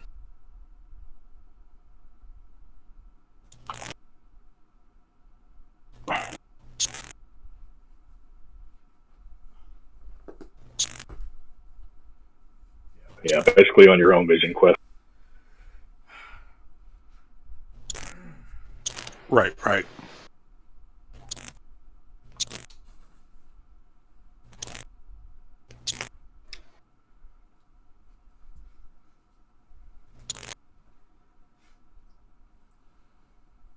Of course, I didn't have Lunatic Prince in the background the entire time, so. Wow.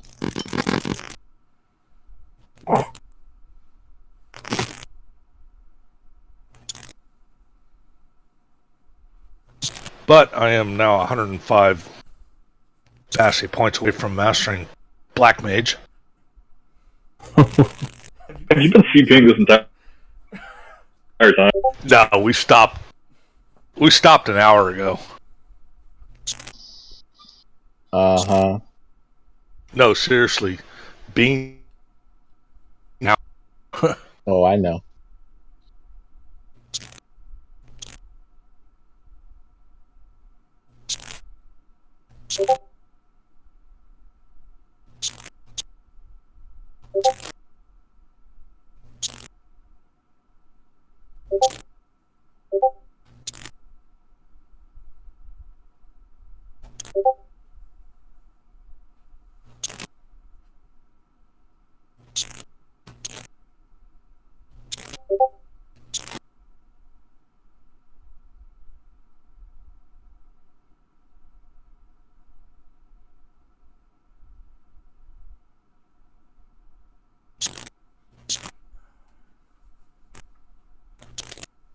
Did y'all see the artwork I did for the NPC?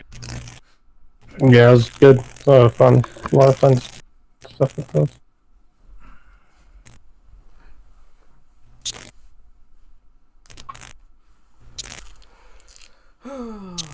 What'd you say again, Carson?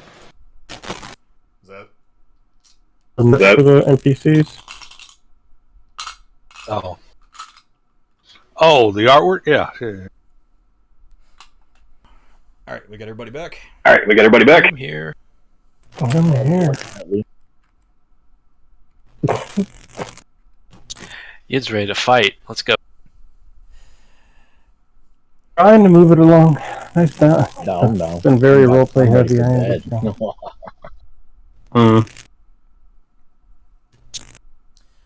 All right, so you guys, You all wake up in the morning.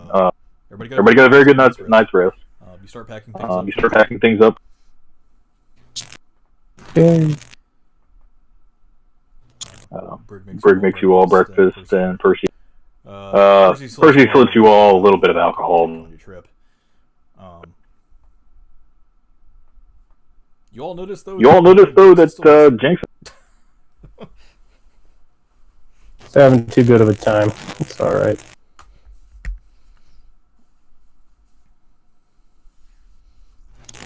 Or he's wandered off. He's having the time of his life with the guys at the bar. For all you know, he's still up in his. Yeah, but didn't she have a shift of work? Did she not show up for that shit? Just hire this fucking vaccine. It's already skirting shift. She actually did. She did show up for work. Okay. She was Heidi had the first shift in the morning, and she got it this morning. So she's actually working on the tables right now. Percy, you might want to go check on our good buddy after we leave. Make sure that Varnum, okay. Well, I mean, if the party's already got this expectation that there's these certain people that kind of just like come in and out, like, are we really that concerned? A true many. Oh no. I haven't seen Bottom in a couple of days. I saw this little redheaded girl this morning.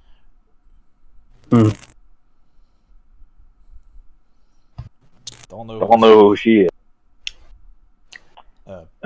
Flames hears this too, and she says to all of you. Yes, he left probably during the evening last night. Spent the night alone in his bed. It was very lonely.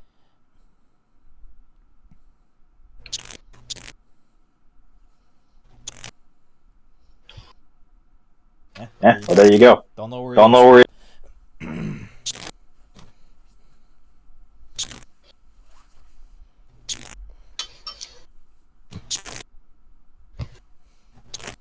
Well, now we know. Alright, so you grab all your provisions, grab all your weapons and things, everybody's geared up, and once you can start making your way to the north. Yep. Ta-da! Or some. And we make our way to the north to the Seven Dwarfs. Hi-oh. Hi-oh. It's off to work we go.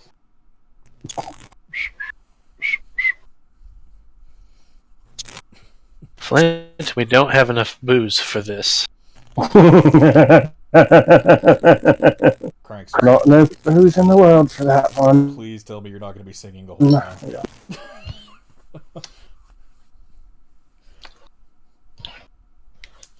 As get back to Snow White. Away our tactical advantage. As you start to head onto the trail, you go to the northern part of Zento. The northern gate that kind of leads towards the northern gate road, heading up to the north. It starts sprinkling a little bit.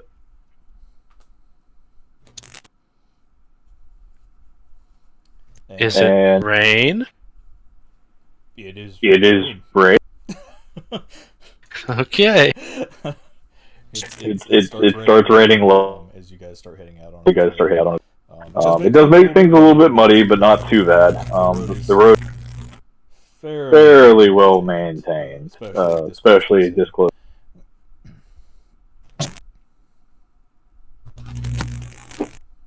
Alrighty. Who has the map?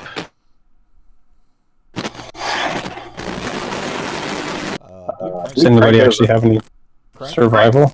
Crank has the map right now, unless you want to give it to somebody else. Well, I was just gonna say whoever has the map needs to be in front. Okay, Crank will take point. You probably want him up there anyway, since he's the beat.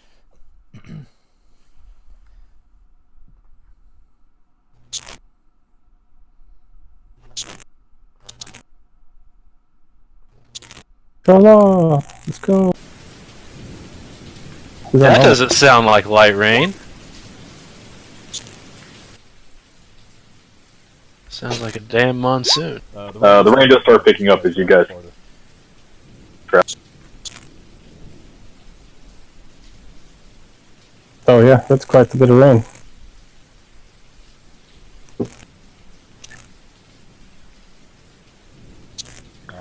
And as you travel on the trail, you see Deercraft. I guess you are checking the weather, Flint? Aye. For the next 24 hours. You kind of flick your wrist, and a small kind of stone-looking globe appears in your hand, and you do see rain falling with. So it's Hi, mates. Gonna be raining the entire time for next. Well, so much for easy travel. Crank looks at you all and says it's gonna be about a day and a half walk to Seawell from here.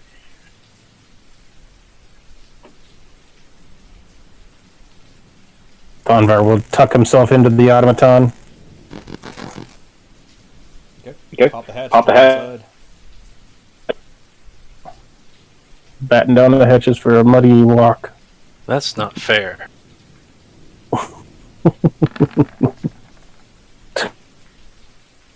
Look, you gonna hide on Crank's shoulders? I'm gonna hide inside Crank's armor. Actually, Verta, this is one of the few you feel in your most natural element. You're used to kind of running between buildings and over roofs and things. You with your spying background. Out here in the natural elements, there are so many places for you to hide. Like, you are literally doing the Naruto run through the trees right now.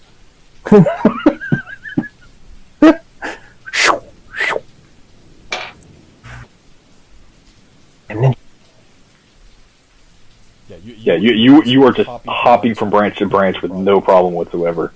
Kind of stopping every once in a while just to check on your friends. There's very large oak trees that line this trail. If it wasn't raining, it would be a very, very lovely walk. There are small flowers and things that kind of dot hillsides as you're walking along. See a couple of small lakes and things. Flint, is there anything in particular you're looking for? Just seeing if there's anything in amongst the trees. Not that you can tell. You do see a few like birds and squirrels jumping around.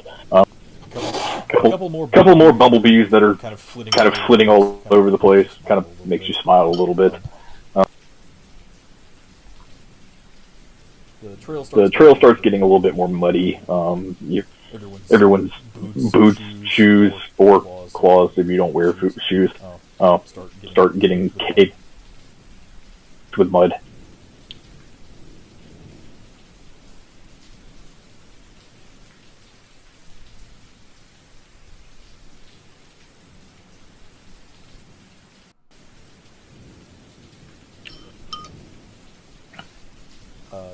Plumber, you can since you're in your automaton, you can actually use its perception, and I think it's a lot better.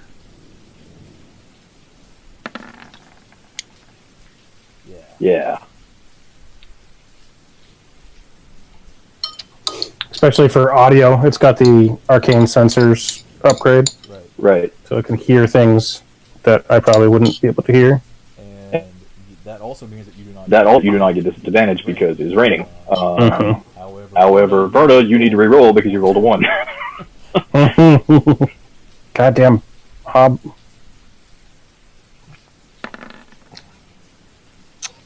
Okay, 10. So, same thing, Verta. You just see a few like animals and things. The squirrel kind of stops and looks at you. Brad, all you can hear really is the rain around you right now. Tombar, you kind of flip the sensors on your automaton. You do start making out some rocks and things up ahead. Some small divots in the road, but you don't really think there's anything much to it. And you see the thermal sensors blip. I'm gonna refocus on that direction. Roll one more perception check.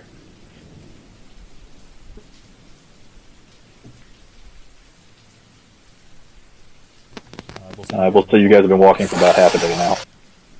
Yikes! Yeah, it's probably just a glitch.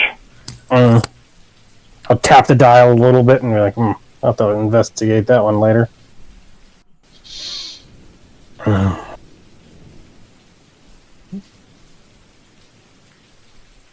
Okay. As you guys push forward ahead, you take about 10 more feet, and you see a figure come out from behind that rock. All Alright now, folks. Where y'all headed?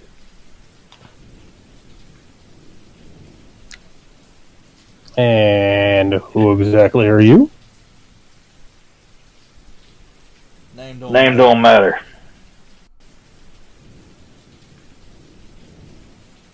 Only thing.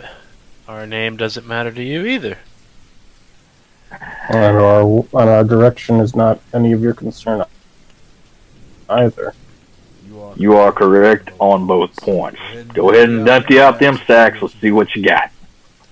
He pulls the pistol out, and as that, you see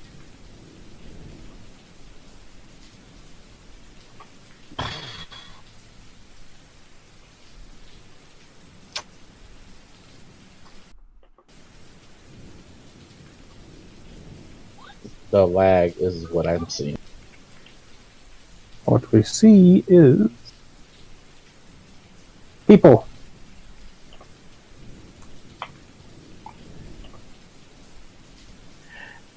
you see a man step out from in front. Bugbear walks out from behind a tree, and behind you, 3 more men who are clad in these long leather coats, all draw pistols on you, and surround you from all sides. So this is the initial dude? The one behind the bugbear. This one. Okay. I got it. Okay. So okay, never mind.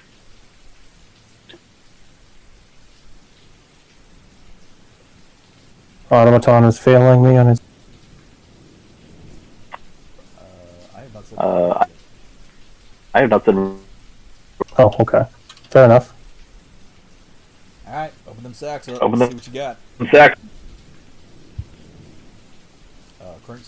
Crank's gonna take a defensive position and just say, you're not getting anything from us. That's a position.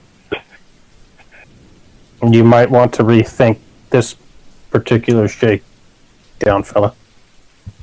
Verna, they don't see you. You're still up in the trees.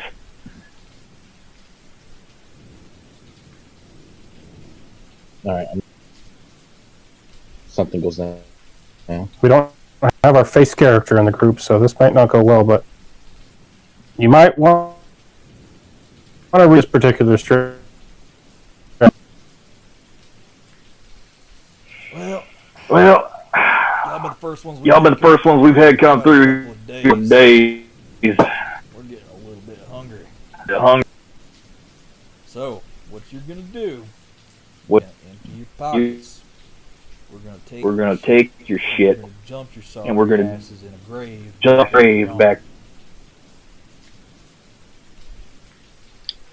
You got to the count of 3. Friends here are gonna pump you full of thought. They all cock their guns. They're just kind of. Oh.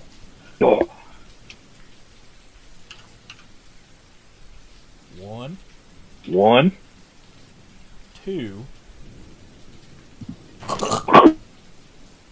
You see an arrow come out of his mouth.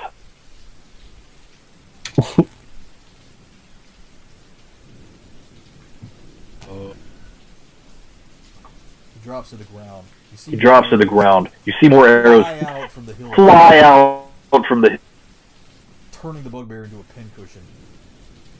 Every single one of the guys behind you drop dead.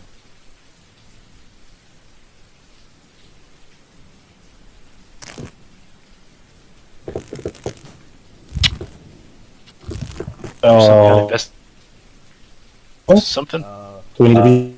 Yeah. Perception.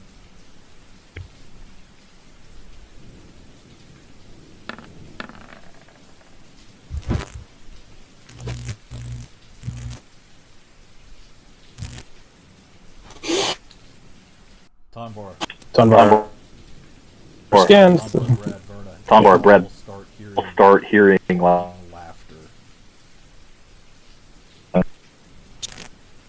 That's Knowles, isn't it? Okay. And What do you- As the guy who pulled you over, initially takes the shot to the back of his head. falls forward. Face first into a hole.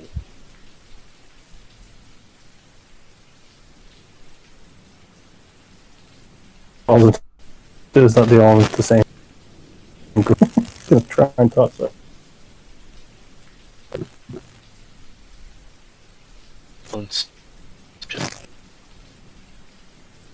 Yeah. Yeah. This is what he's saying. This is what Flint's saying. Flint, you see Flint, this guy fall face Flint, you see this guy falls face first into a hole. Okay. And as the, Do you have additional visitors here shortly? As soon as that happens, you see a large blue box that's not supposed box that's not supposed to be there. The laughter becomes closer and Close. closer as you see the You see heads of several Of- moles pop out. several knolls pop.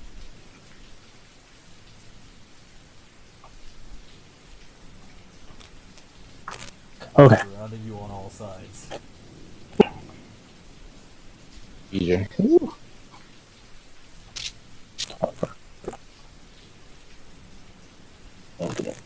Now, roll initiative.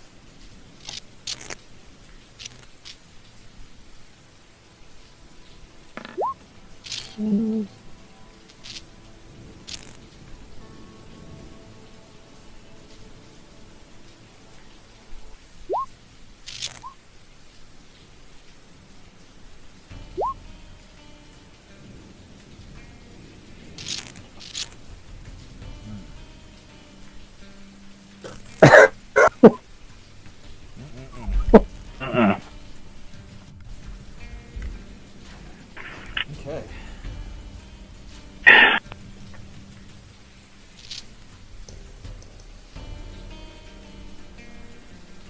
Alright, you go. All right.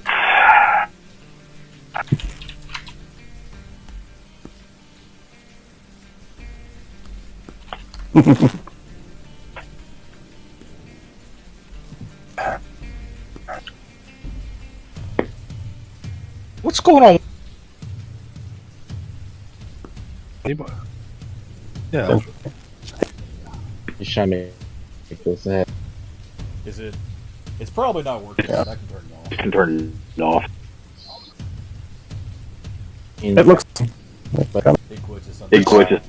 But it might, yeah, it might be. Sometimes it might. Yeah. I can take it off Take it off. Yeah, please think. there. Sorry. Sorry. And he rolls that one. Awesome. Okay. Awesome. Okay. yeah, I wasn't the only one. Haha. So. So, Verna. Verna rolled a 19. Flint. Went 1. on 9. Just wanted to work. 1. Brad had a 7. Frank has an 18. Cool. Alright. Brutal initiative. Okay. Strength.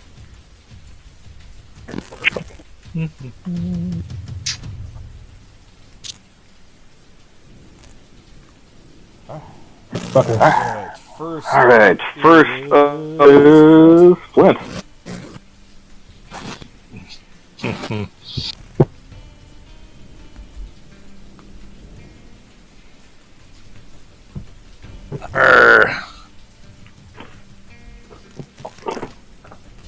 Flint is her. And then Flint is getting All right.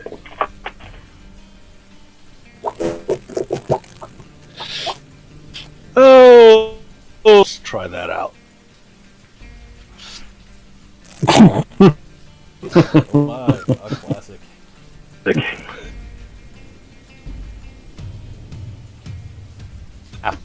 Plane. 52, yes. Yeah. Yeah. Where is he at? Lab.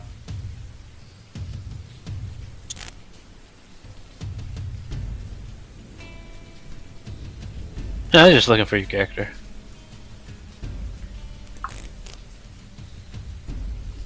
It's okay. Thunder damage is not electricity. It's It's sound. just not electricity, it's sound. Yeah, it's a thunder wave. It's not. Yeah, And it's not like it's a thunder lightning style. or something. Yeah, it's sound damage. Yeah, It's not. Yeah, I didn't see that. Don't worry, you're not gonna get a lick. Though that would be something to fear for right now. So that would be For real. Yeah, that gets all three of these bastards down. Okay. Okay. What's your spell save DC?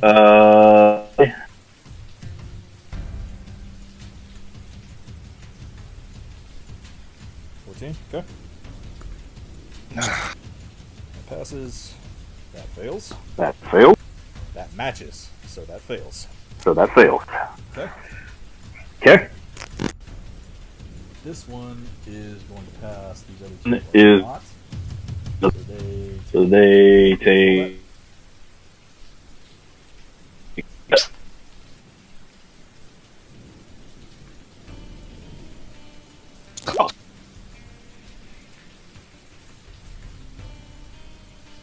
Okay, so this guy's gonna take 2.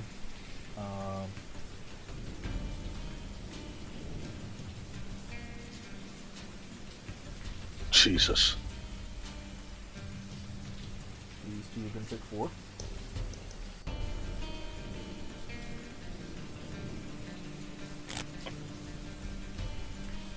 And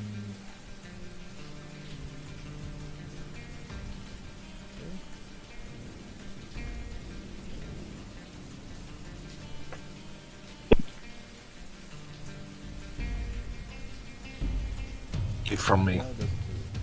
Alright, Tonvar, you roll behind the rest of your friends back into danger. And you slam.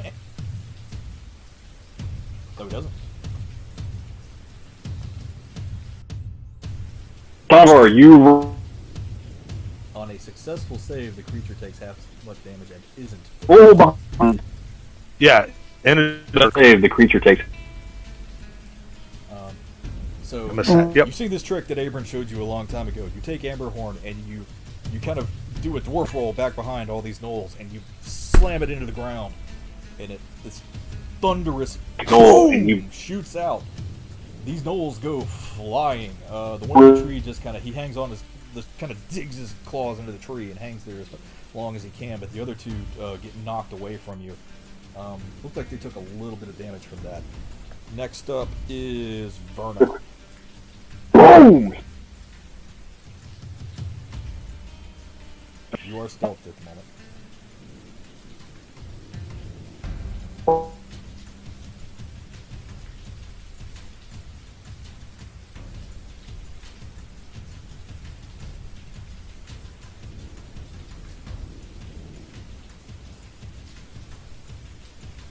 That. That's assassin. You get an auto crit from that.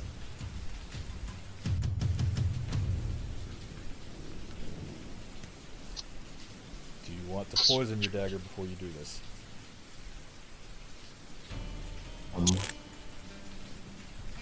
I forgot what That's a mess. So you'll have So- to roll your poisoner's kit, and you probably want to do that before you move.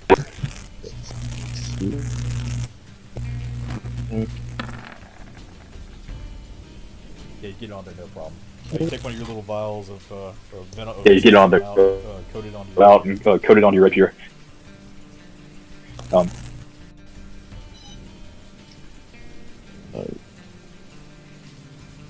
Okay, so Okay, so yeah, roll. yeah, roll. How much damage do you do? D6. Okay, roll plus 3, I think. +3, I think it is. You want me to roll rapier? Yeah, well, you're just rolling damage. Yeah, well, you're just rolling damage. Rapier. Yeah. Yeah. Okay. 2d6 plus 3, I think it is. Oh, wow, anyway.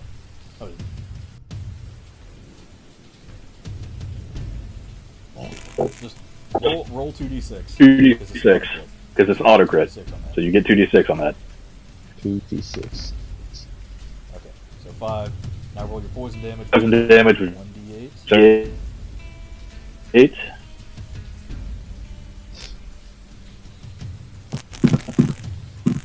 Another 5. Okay, it takes 10 damage.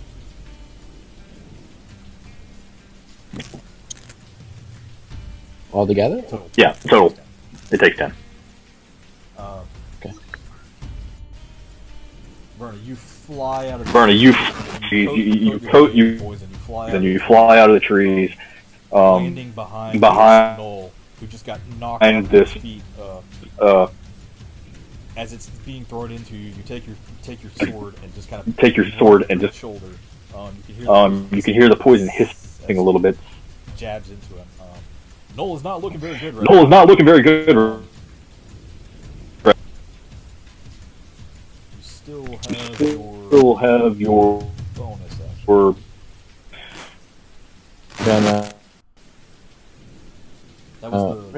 That was the 3.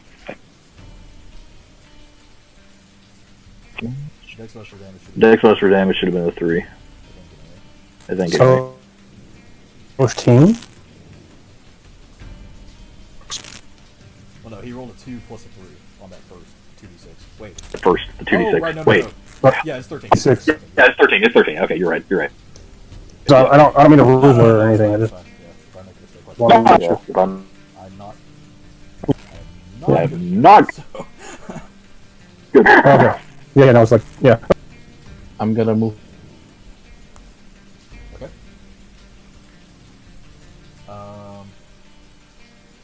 Well, Let's see.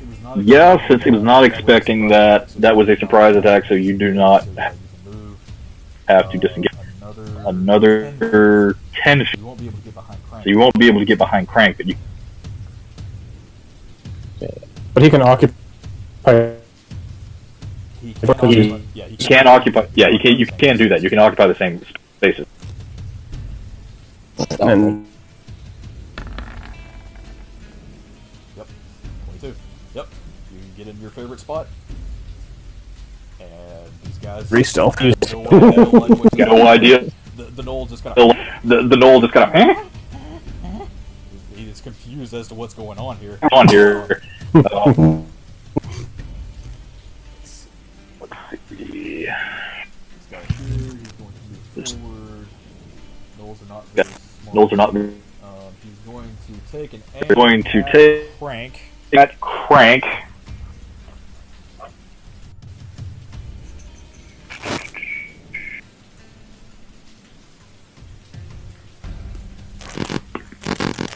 Whenever I play a ranger, I must always take Knowles as the pick. That's not going to do it. Take another shot at Crank. That's not going to do it. That's not going to do it either. So this Knoll kind of rolls up, rushes into the middle of the street, pulls out its bow and flies 2 arrows out. They just kind of ping off Crank's shoulder armor. Next, Crank.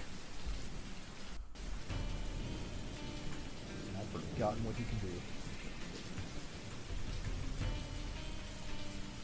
I should know by now. I've been. Stop. Yeah, I mean, he can. Oh my god, I've been playing this character for like the past. Speed up.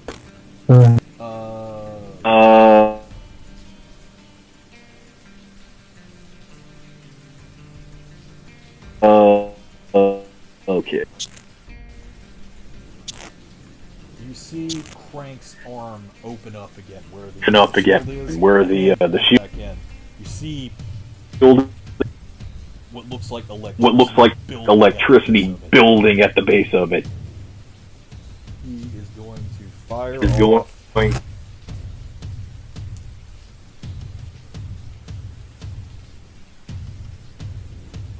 fire. Have crank sheet, please.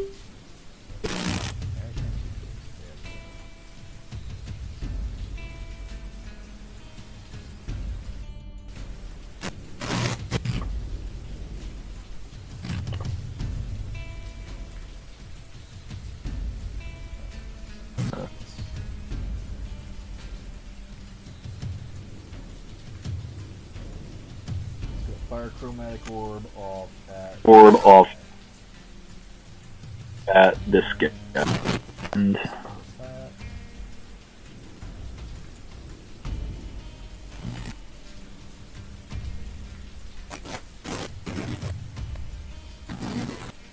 I don't know how to roll spells. I don't know how to roll spells. Roll for him, and he rolled a 19. I was going to roll for him, and Hit.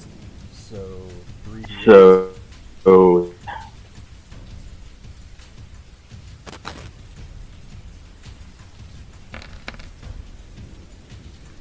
22 damage. damage Doubled since it's raining. Good God. double. Oh, Jesus. You see this bolt of energy Building building at at the base of, Crank's arm cannon. and you see this laser of blue just Blue just fire out from the base of fire out from the base of his This knoll is wrist. vaporized.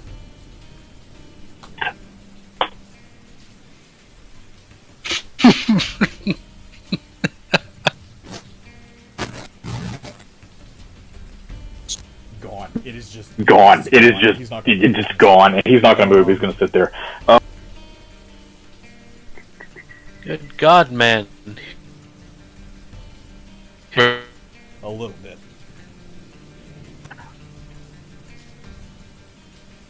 Okay. This knoll is going to do the same thing. Do the same thing. He Walk up here, fire 2 shots at Crank again. got the crank again. That misses. That hits. That hits. Oh my God. And I'm good. he's only taking 6 damage. He's only taking 6 damage. So Crank, he fires off this blue. He fires off this energy beam. Vaporizes one of the Gnolls. One of the other hunters walks up, but two more arrows at Crank. shot with the crank. He fires off too. The first one pings off Crank's helmet. The second one lodges in his. The second one sticks kind of in between some sticks of the armor plates. in between some of the armor plates. Crank looks looks extremely pissed off by this. Off The fact that something, the fact finally that something actually finally fucking hit him.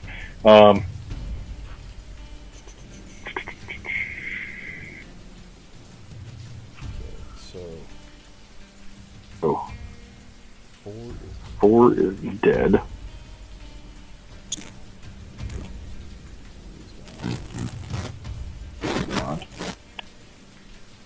Lombard, this one is going to move. Take a shot at you. Take a shot at you. 18 hit. 18 hit. Yes. Okay, takes 3 from that.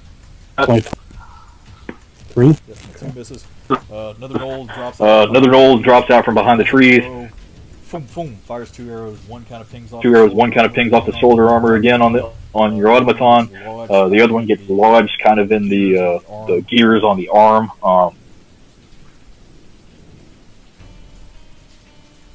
The automaton now cannot move 10 feet. 10 feet next turn. Same thing for Crank. Your movement's been reduced by 10 feet for next turn. 10 feet for next. There's 3, yeah? Yeah.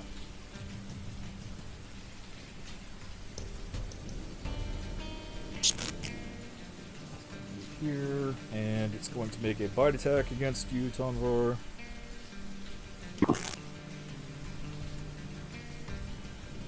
Actually, let's go look at. Let's go make an attack with Let's go make spear. a attack with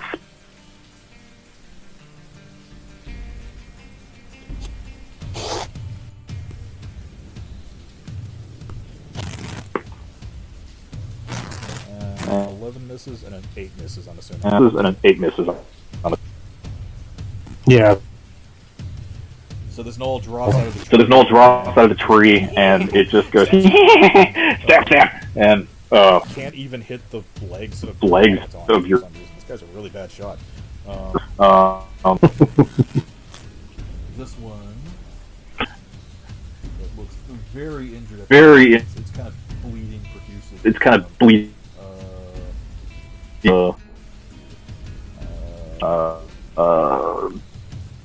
Brad does a.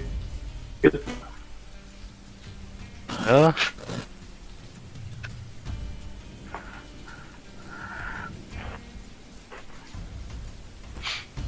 Alright, you take 4 Alright, from that, and then a 13 won't hit, I'm assuming. That 13 won't hit, I'm assuming. No. Okay. So you take 4 points of damage. 4 points of damage as this other knoll, who's kind of limping at this point. He's clutching his arm, and he kind of wildly swings. It catches you in the side a little Side. bit, and then the second one hits, he thrusts forward. The second one hits back up slightly.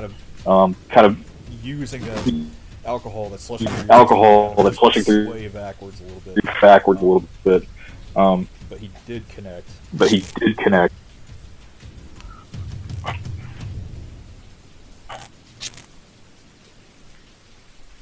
Map.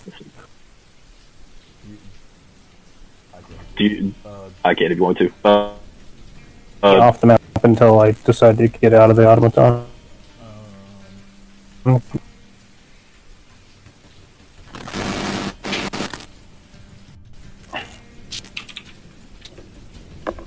Okay, next guy is going to.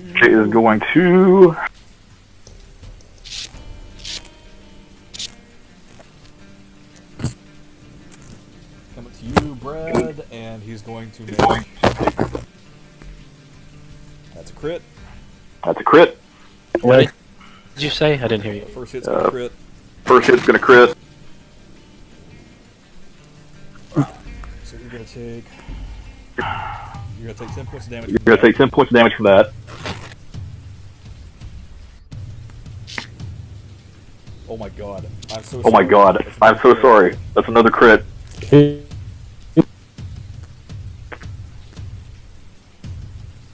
You're only gonna take 10 points of damage from that, though. Okay, hold on.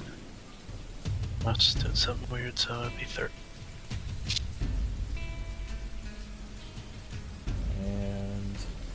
And sword. 6. That's gonna miss. You see this other knoll Jump out of the trees. It's kind of. It looks different from the others. It looks different. It's kind of sickly looking. Actually. But it lunges at you and it bites. Bites. It kind of at your leg. It connects twice, really good. Kind of rips some of the muscle out of your legs. And then as it goes to kind of slash with your sword, you sway backwards again and dodge out of the attack. If you want, you can roll a medical check on this thing. Just Brad. Just Brad, since he's locked in combat with it. This thing is sick. This thing is sick. There's something wrong with this thing. You don't know exactly what it is, but that thing is not looking good. It's got fucking rabies. Hey. I will say this. No. With that check, it is not rabies. You know, but you don't know what's wrong. But you don't know what's wrong with it.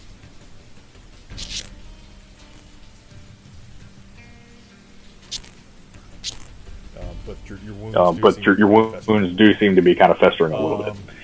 And since Knolls are fucking stupid, this one's going to take another shot at its crank. That's going to hit. Holy crap. And that's going to miss. Okay. Crank's going to take 8 points of damage from me. Goddamn. Okay. 8 points of damage from that guy. Okay.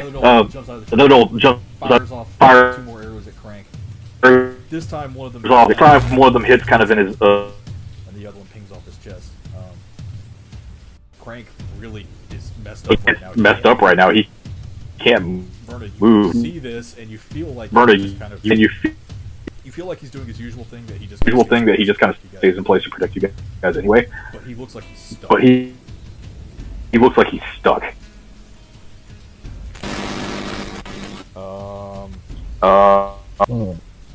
Brad, it's your turn.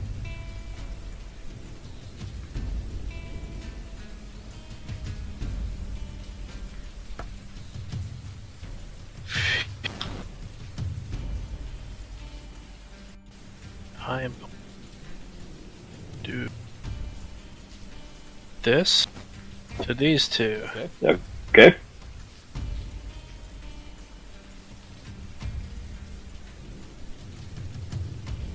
So that'd be 8 plus 5, Efficiency 2, okay.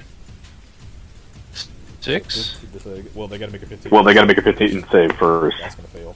That's gonna fail. Oh That's my gonna. god! Oh my god! That one.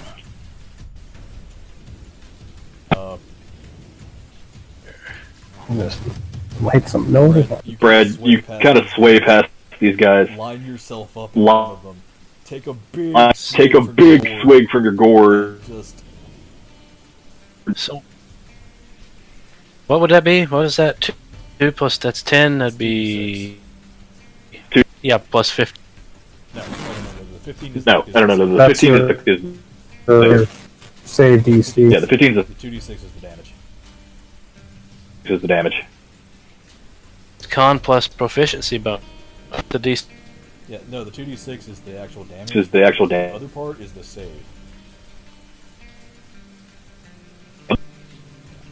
I see. It's the save DC. Yeah.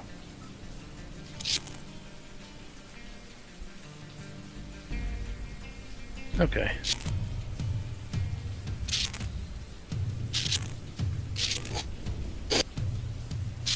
Umbale.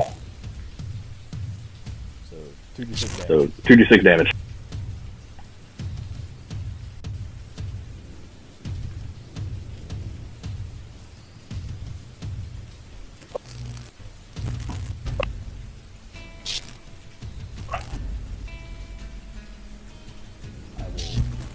I will be nice. And I will be nice. Maximize this for you. And I will max it. So, As you sway back behind these guys, you dodge all these attacks. Your legs are kind of hurting from these what feel like infected wounds that you just received. Swig from that gourd. You take from that gourd and just That Noel's gone. that no gone. He He just gets lost in a torrent tossed in of a flame. torrent of flame, and the is other one singed is completely singed, naked. His body is covered covered in. That Noel That Noel is not looking good right now. didn't look good before. Didn't look good before, Supremely. but now super.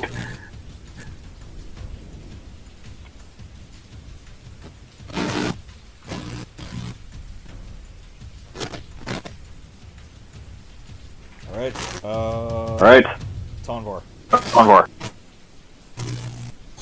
Okay.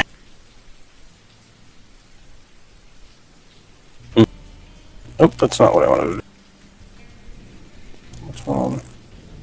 It's my actual action, though, right? Yes. Okay. Well, Well, it's the automatons. It's the automatons. yeah, I didn't think. Okay, yeah. 3.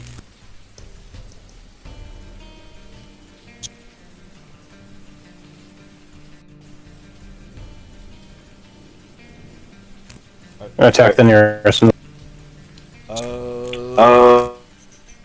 is going to miss, unfortunately. You command your automaton to attack. You automaton do right here. The Big arms come up in place. This thing come up in see place. See it moving though. Movements pretty easily, and it kind of jumps back up in the And tree. it kind of and jumps sits there. and just sits there, laughing at you as you just hit nothing but air. Now Oh, it is your turn.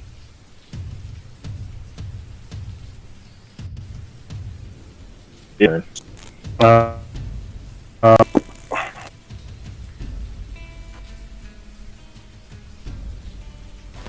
So it's got some sort of arrow in it that's preventing it from moving properly. Is that correct? I should have said it hit the leg and not the arm. But yeah, Not the arm. It's not moving. It's not moving as easily as it usually does. So, and what kind of actions to get? It's just for this turn. It's just for this turn, so I would say that if you used an action on this, it would be worth it. So, Right. Okay. So it's only down spell slot to heal it. Don't really have.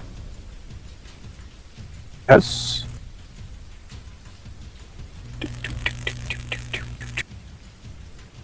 Not really spend the spell slot on that. So open the hatch and take a shot with my crossbow. okay.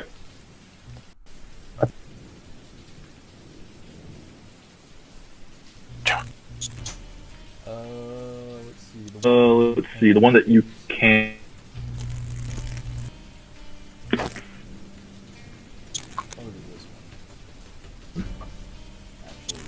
Actually, this all these are able to hit any of them with your crossbow. Okay. It's 80 to 320, right? Yeah. You would shoot at disadvantage if you shot. Anything out of that thing. Well, I've got the one that's right in front of me, right? Well, yeah. But it would still be a disadvantage. But it would still be a disadvantage. It would still be a What's that? disadvantage because you're closer than 80. It's because you're closer than 80 feet to it.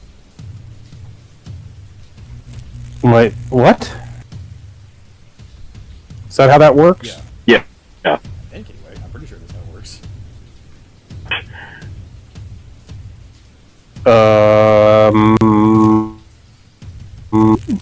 Think? I'd have to look. Think range increment? Maybe? But Maybe? I don't know. Ranged weapons. I'll have to go back and check on it. I mean, it's going to be a so. That's pointless. Either way. But yeah, I'll have. So Yeah. you Okay. So you pop pop the hatch on your automaton after it kind of swings and misses. You pull your crossbow out. You stand up on the lip of the The cockpit. lip of the cockpit. Yeah, it Does Yeah, nothing. it Yeah. slams into the tree branch that this thing's Tree branch that this thing's hanging from it. laughing at you. Laughing at you. Flint, it's your turn. It's your turn.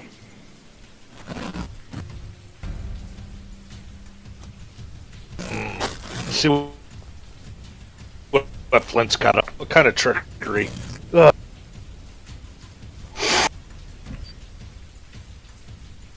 Alrighty.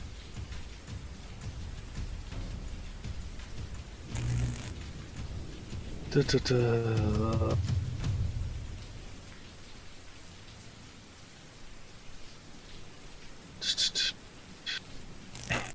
Alright, let's just do.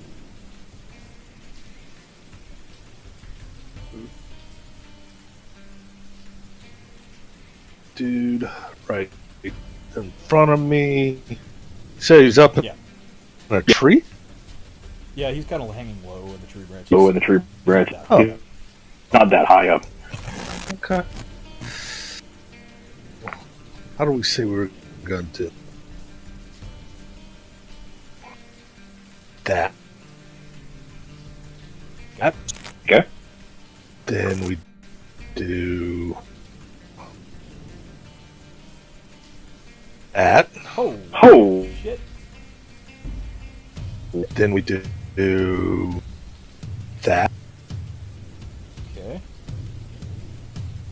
Okay. And we do. I forgot. Hit it again, right? Yeah. Oh my god.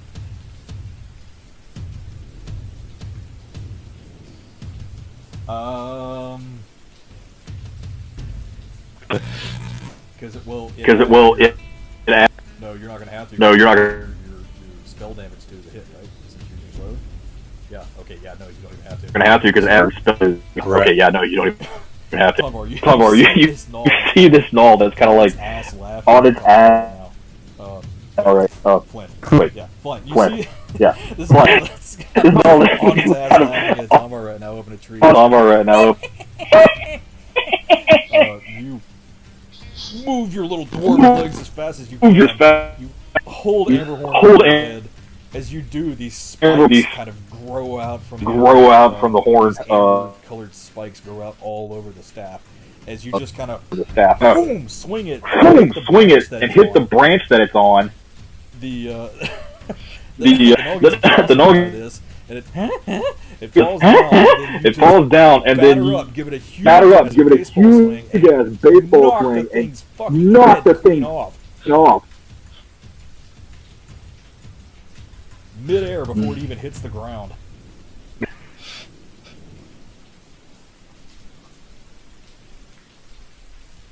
This thing's head knocks. Head momentum would have been going in this direction. So no, unfortunately. Could have pulled it. Alright. So Alright. Hold it a little to the. That's dead. Yeah. Verna, it's your turn now.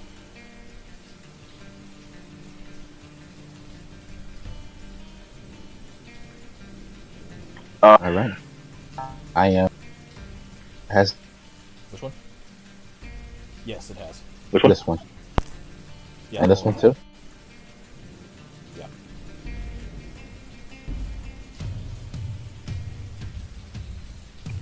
Attack it.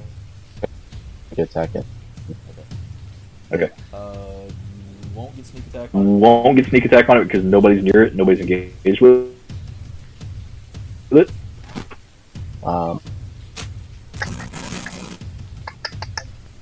However, wait, you are stealth, right? Yeah. And it does not see you. Yeah. So you'll get sneak on this now. Sneak on this now. Oh, okay. Swing with weight.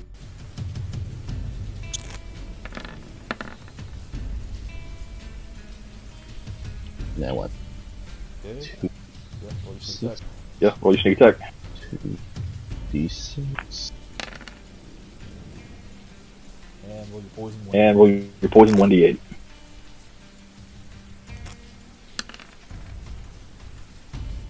Okay. 6.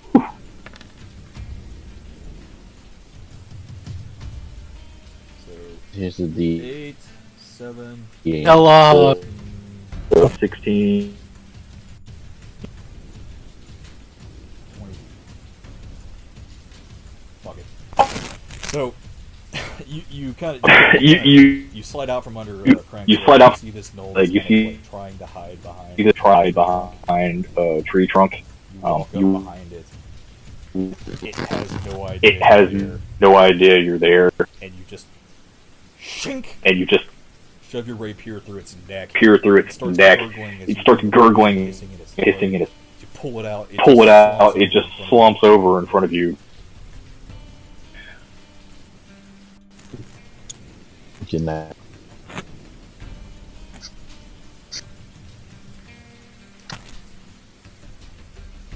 Yeah. Yeah. Alright. Action. Whatever. That cunning action is always an. Yes, always. Yeah, it's always about. Okay. Yeah, Okay. again. Roll stealth. Behind Crank, I guess.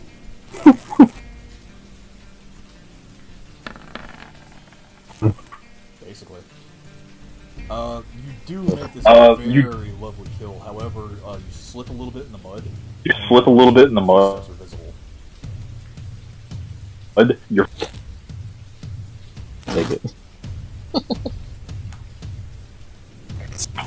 Alright. Alright. Crank is up. Do you have any more spell slots? Dramatic orb is fun. Really good.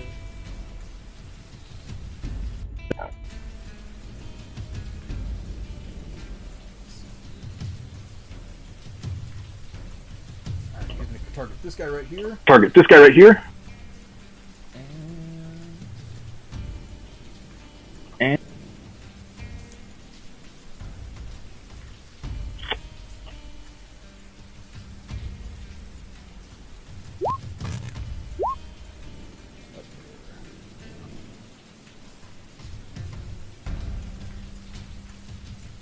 letting Strength saving throw. strength saving. It was not. Nope. And 1d8 lightning damage. D8 lightning damage. Alright, this thing gets pulled straight toward Crank. For Crank. Takes 4 points of damage. Takes As 4 you points see of that, damage. the hand never comes back out of Crank's arm. Out of You see that bolt Crank's of arm. lightning kind of You see that bolt of lightning kind of like fling, like Samus chain shot out. Rips this thing around the rips this and just thing around, it's and just starting it's starting as its throat is caught. Crank brings it as he does. It just kind of.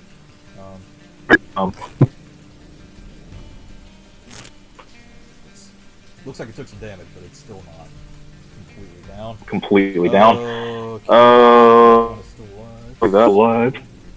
So. It's going to move. Wait, hang on. Let me do something first. How stupid are you? How stupid are you? Super fucking stupid. Okay. Null's gonna move here when it. Null's gonna move here. Nope.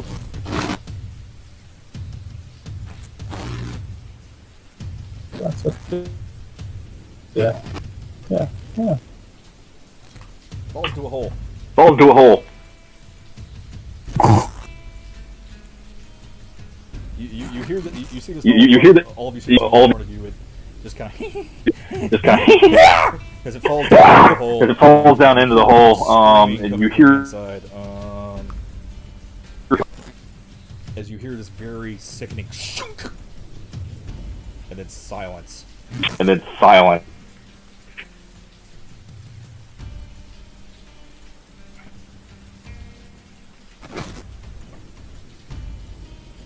Here. That's gonna miss. That's gonna miss. Fall in that trap. That's the direction we came No, from. that's the direction you're going. No, that's the direction you're going. Yeah, you're going north. You're going north. Totally misinterpreted placement of people, but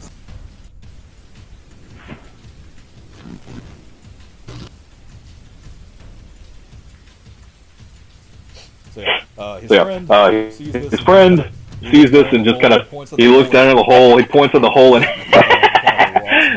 kind of walks, laughing at his friend who's just been who's just been what you can. yeah, you know, that sounds like fun. he pulls out his bow, fires 2 more He shots pulls at out his crank. Doesn't do anything to him. Doesn't do. That guy's now dead, And it is now.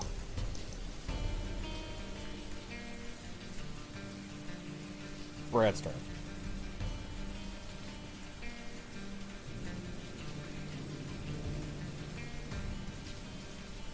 Let's do it. Which books first, and then Yeah. okay.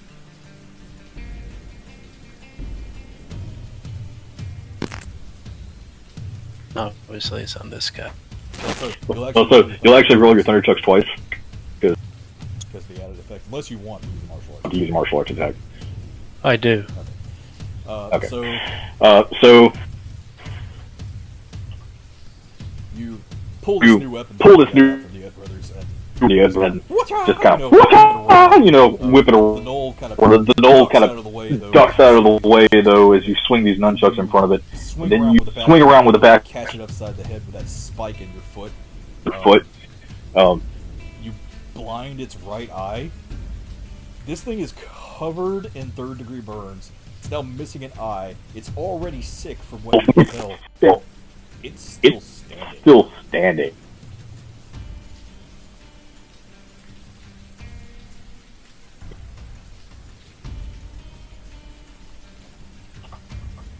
but it is not looking good. No. Yep. Yeah. After that, or no? Yeah, you can still move. Disengage, though. Uh, And you can. So then you can't. So, you would take an attack of opportunity if you did. oh.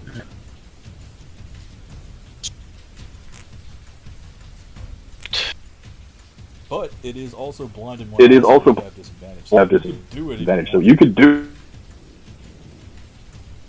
it if you wanted. Sure, why not? Here. That's gonna take one hit at you. It's gonna take one hit at you. Thank God for disadvantage. A 2's not gonna hit. A 2's not gonna hit. The other one will fucking hurt. Fucking hurt. This thing that looks like it's on its you left. sway out of That's the way. what you sway out of the way. You know, drunkenly step back. Drunkenly step back out of its reach As as if at you with his sword. if at you with its sword one more time. Desperation attempt. One desperation. It looks like if he'd actually It connected looks like if he'd actually connected with that, but it doesn't manage to. but it doesn't manage to. Tonvor's Tonvor's automaton. Step forward and smacky smack. Careful hit. Okay, roll hit. Where's my-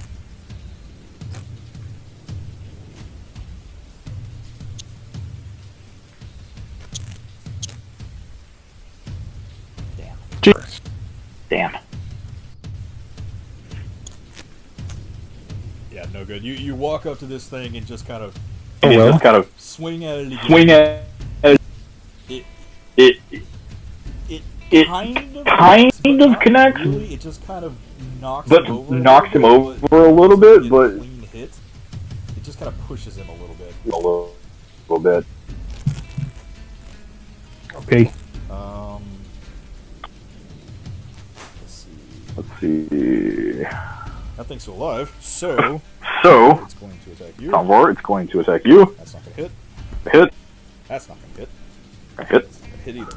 Not gonna hit either. So this thing So this it tries to bite at you. it tries to bite at you after this large arm tries to knock it over. Just kind of. Just kind Finds out that it's metal and can't really do anything. It actually chips a tooth. actually chips a tooth on its second hit. So it pulls out its sword it pulls and out tries to its- slash at you again, and just kind of clong. Long Sword's super dull at this point. at this point. Damage Before I took kind of before too is kind of destroyed the integrity. destroyed the integrity of the weapon, so it's not This guy is he's fucked up. gonna do fuck. Next guy's gonna take attack. Next guy's gonna take attack at Crank. 15 misses. Can he 13 take him misses. Yeah, he can't even once. since he got attacked?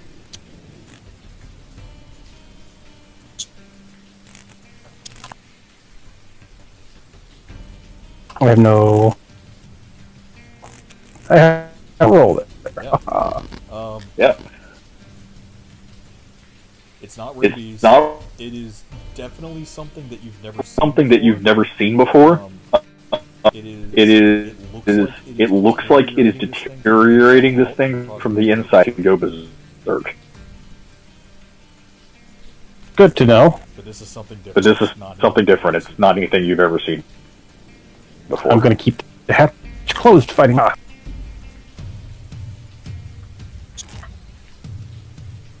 Also, it looks like a burnt. Also, it looks like a burnt dog. I mean, yeah. Ooh, that's not Ooh, good. that's gonna come. Okay, what's happening? Who's doing it? Crank is Crank is gonna take. Oh god, that was a horrible crit.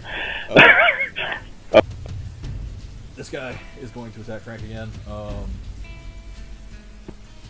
2 bites into that plate. Two bites. One seems to connect with his knee. One seems to connect with his knee These guys again. are kind of figuring out, you- like, Crank does have you guys some are kind of points. does have points.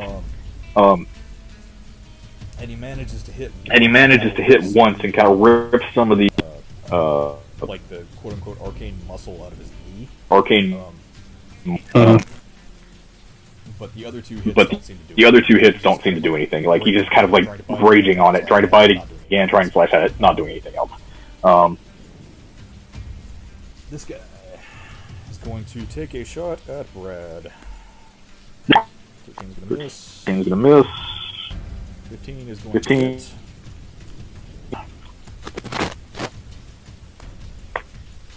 Fred, you take 3 points of damage from that. Damage from that. As Is oh, forgot about that. oh. All right. All right. Roll a d10.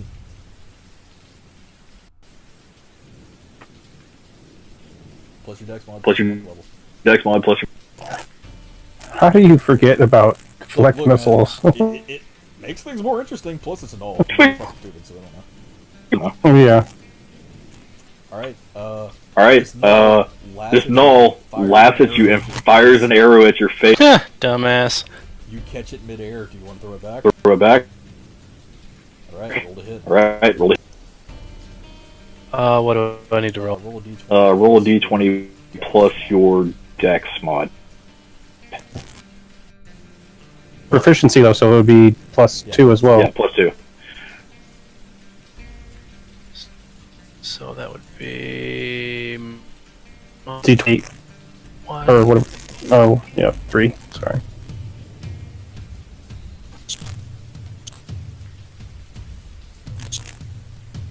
That hits. Okay. Roll. Roll 1d4. Wait. No. Wait, no. Hang on. Missile counts as a monk weapon for the attack, so it. Roll 1d8 plus 4. Plus 4. Fuck. This thing's gonna get fucked. All right. You catch this arrow. And just. You start laughing at You start laughing at it.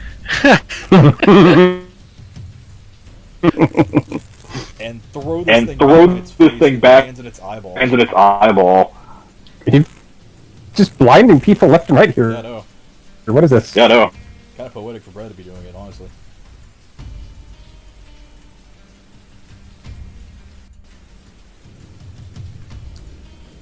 Yeah, it's bleeding profusely from its eyeball. It's still Yeah. Spell justice. Bleeding eyeball. He thought that was fucking great. He thought that was. It seems to be delighted by it. It seems to be delighted by it. Let's see. Flint, it's your turn.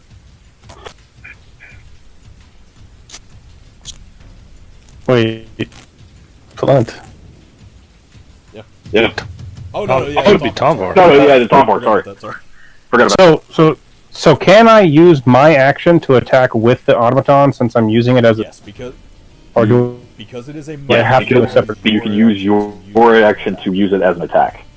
I'm going to use that and hopefully actually hit this time, but I will not probably.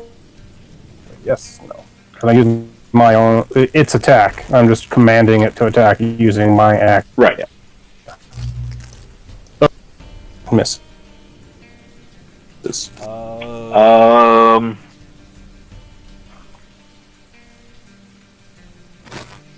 Unless I have advantage for some reason because it's burnt. I'm gonna say yeah. I'm gonna say yeah. Because with all the damage that it's sustained at this point, I know I probably should have done this before too. But all the damage at this point, the armor's completely gone from this thing. The armor's gone from this thing, so no defense whatsoever. You're angry that you can't. Thing with this thing. So you hit the big red button. Smeesh. The arm raises up as high as it can in the air. It just looks up and it goes.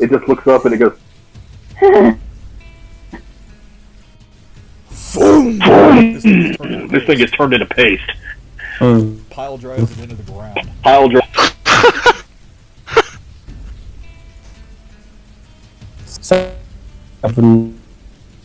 Yep. Yep. Alright, you still have your movement if you want.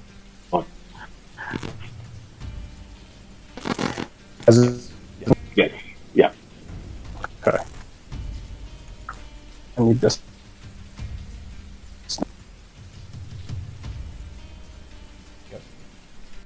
Now, Flint, it's your turn. Now.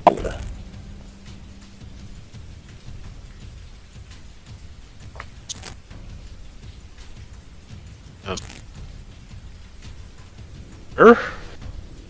Let's see if we can't have some fun with this guy too. Smack him with your shell. Shillelagh's still on, isn't it? Yeah, last Isn't week. it? You don't have to redo it. I have to redo it. And That is... That a hit. that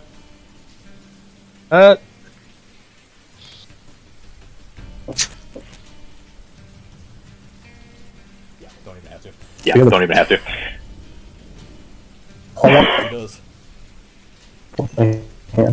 And the staff counts as a pole arm Yeah. for that. Plus Shillelagh means he attacks. Plus Shillelagh means he attacks with his spell bone. Which is a plus. That's right. Plus. Yeah. It's pretty fucking stupid. It's pretty fucking stupid. So, yeah, Tombar, you... Sorry.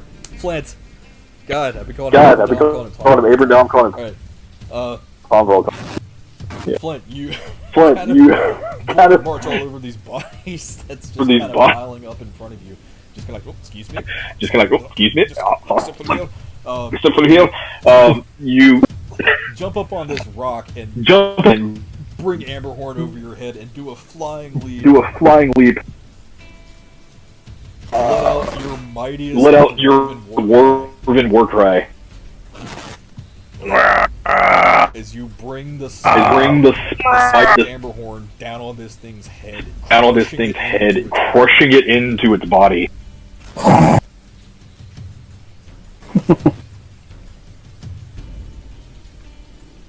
It is very much dead, and Much Hermit, dead. it is your turn.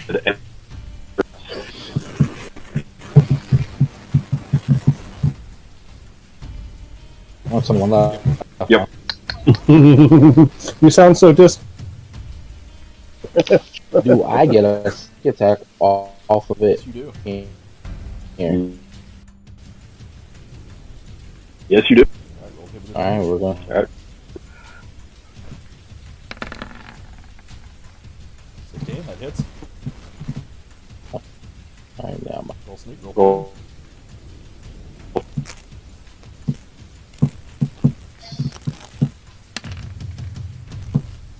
and poison is what? 1d. Yeah, you don't even have to roll it though. Yeah, you don't even have to roll it though. That's even without your dex bonus. That's enough to kill it. So You slide out from behind. slide your favorite egg, spot. your favorite spot. Kind of You kind of twirl around this knoll as it tries to hit. It can't land anything though, and It- you get up and behind it. You You get up behind it, you grab it by the don't pull your throat, rapier out. You actually pull. you actually pull dagger out your dagger out, and just and just shink, shink, shink, shink, shink, shiv it multiple times. in the multiple chest. times in the chest. Each time, That poison just sizzling every time the blade goes into it. And on the last hit, you pull it out, slash its throat, Pull it and out. just slumps down in front of you. And it slumps down in front of you. Good. Basically. And that will end combat. And that is where we will call it for tonight. Yes. Thank God. Sorry, I knew that was probably going to run a little bit long.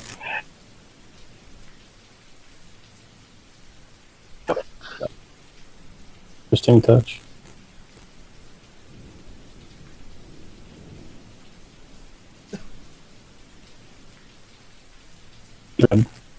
Knolls are like full shit bag. Yeah, that map was a lot more scary. That map was a You guys didn't move lot more around scary. much, so- Yeah, I'm assuming there was traps Oh yeah, fucking. yeah, they were all over the fucking place. That fucking place. I guess we'll have to. Yep. Yeah. Alright, good night. Alright, look. Wait a minute. I Good night.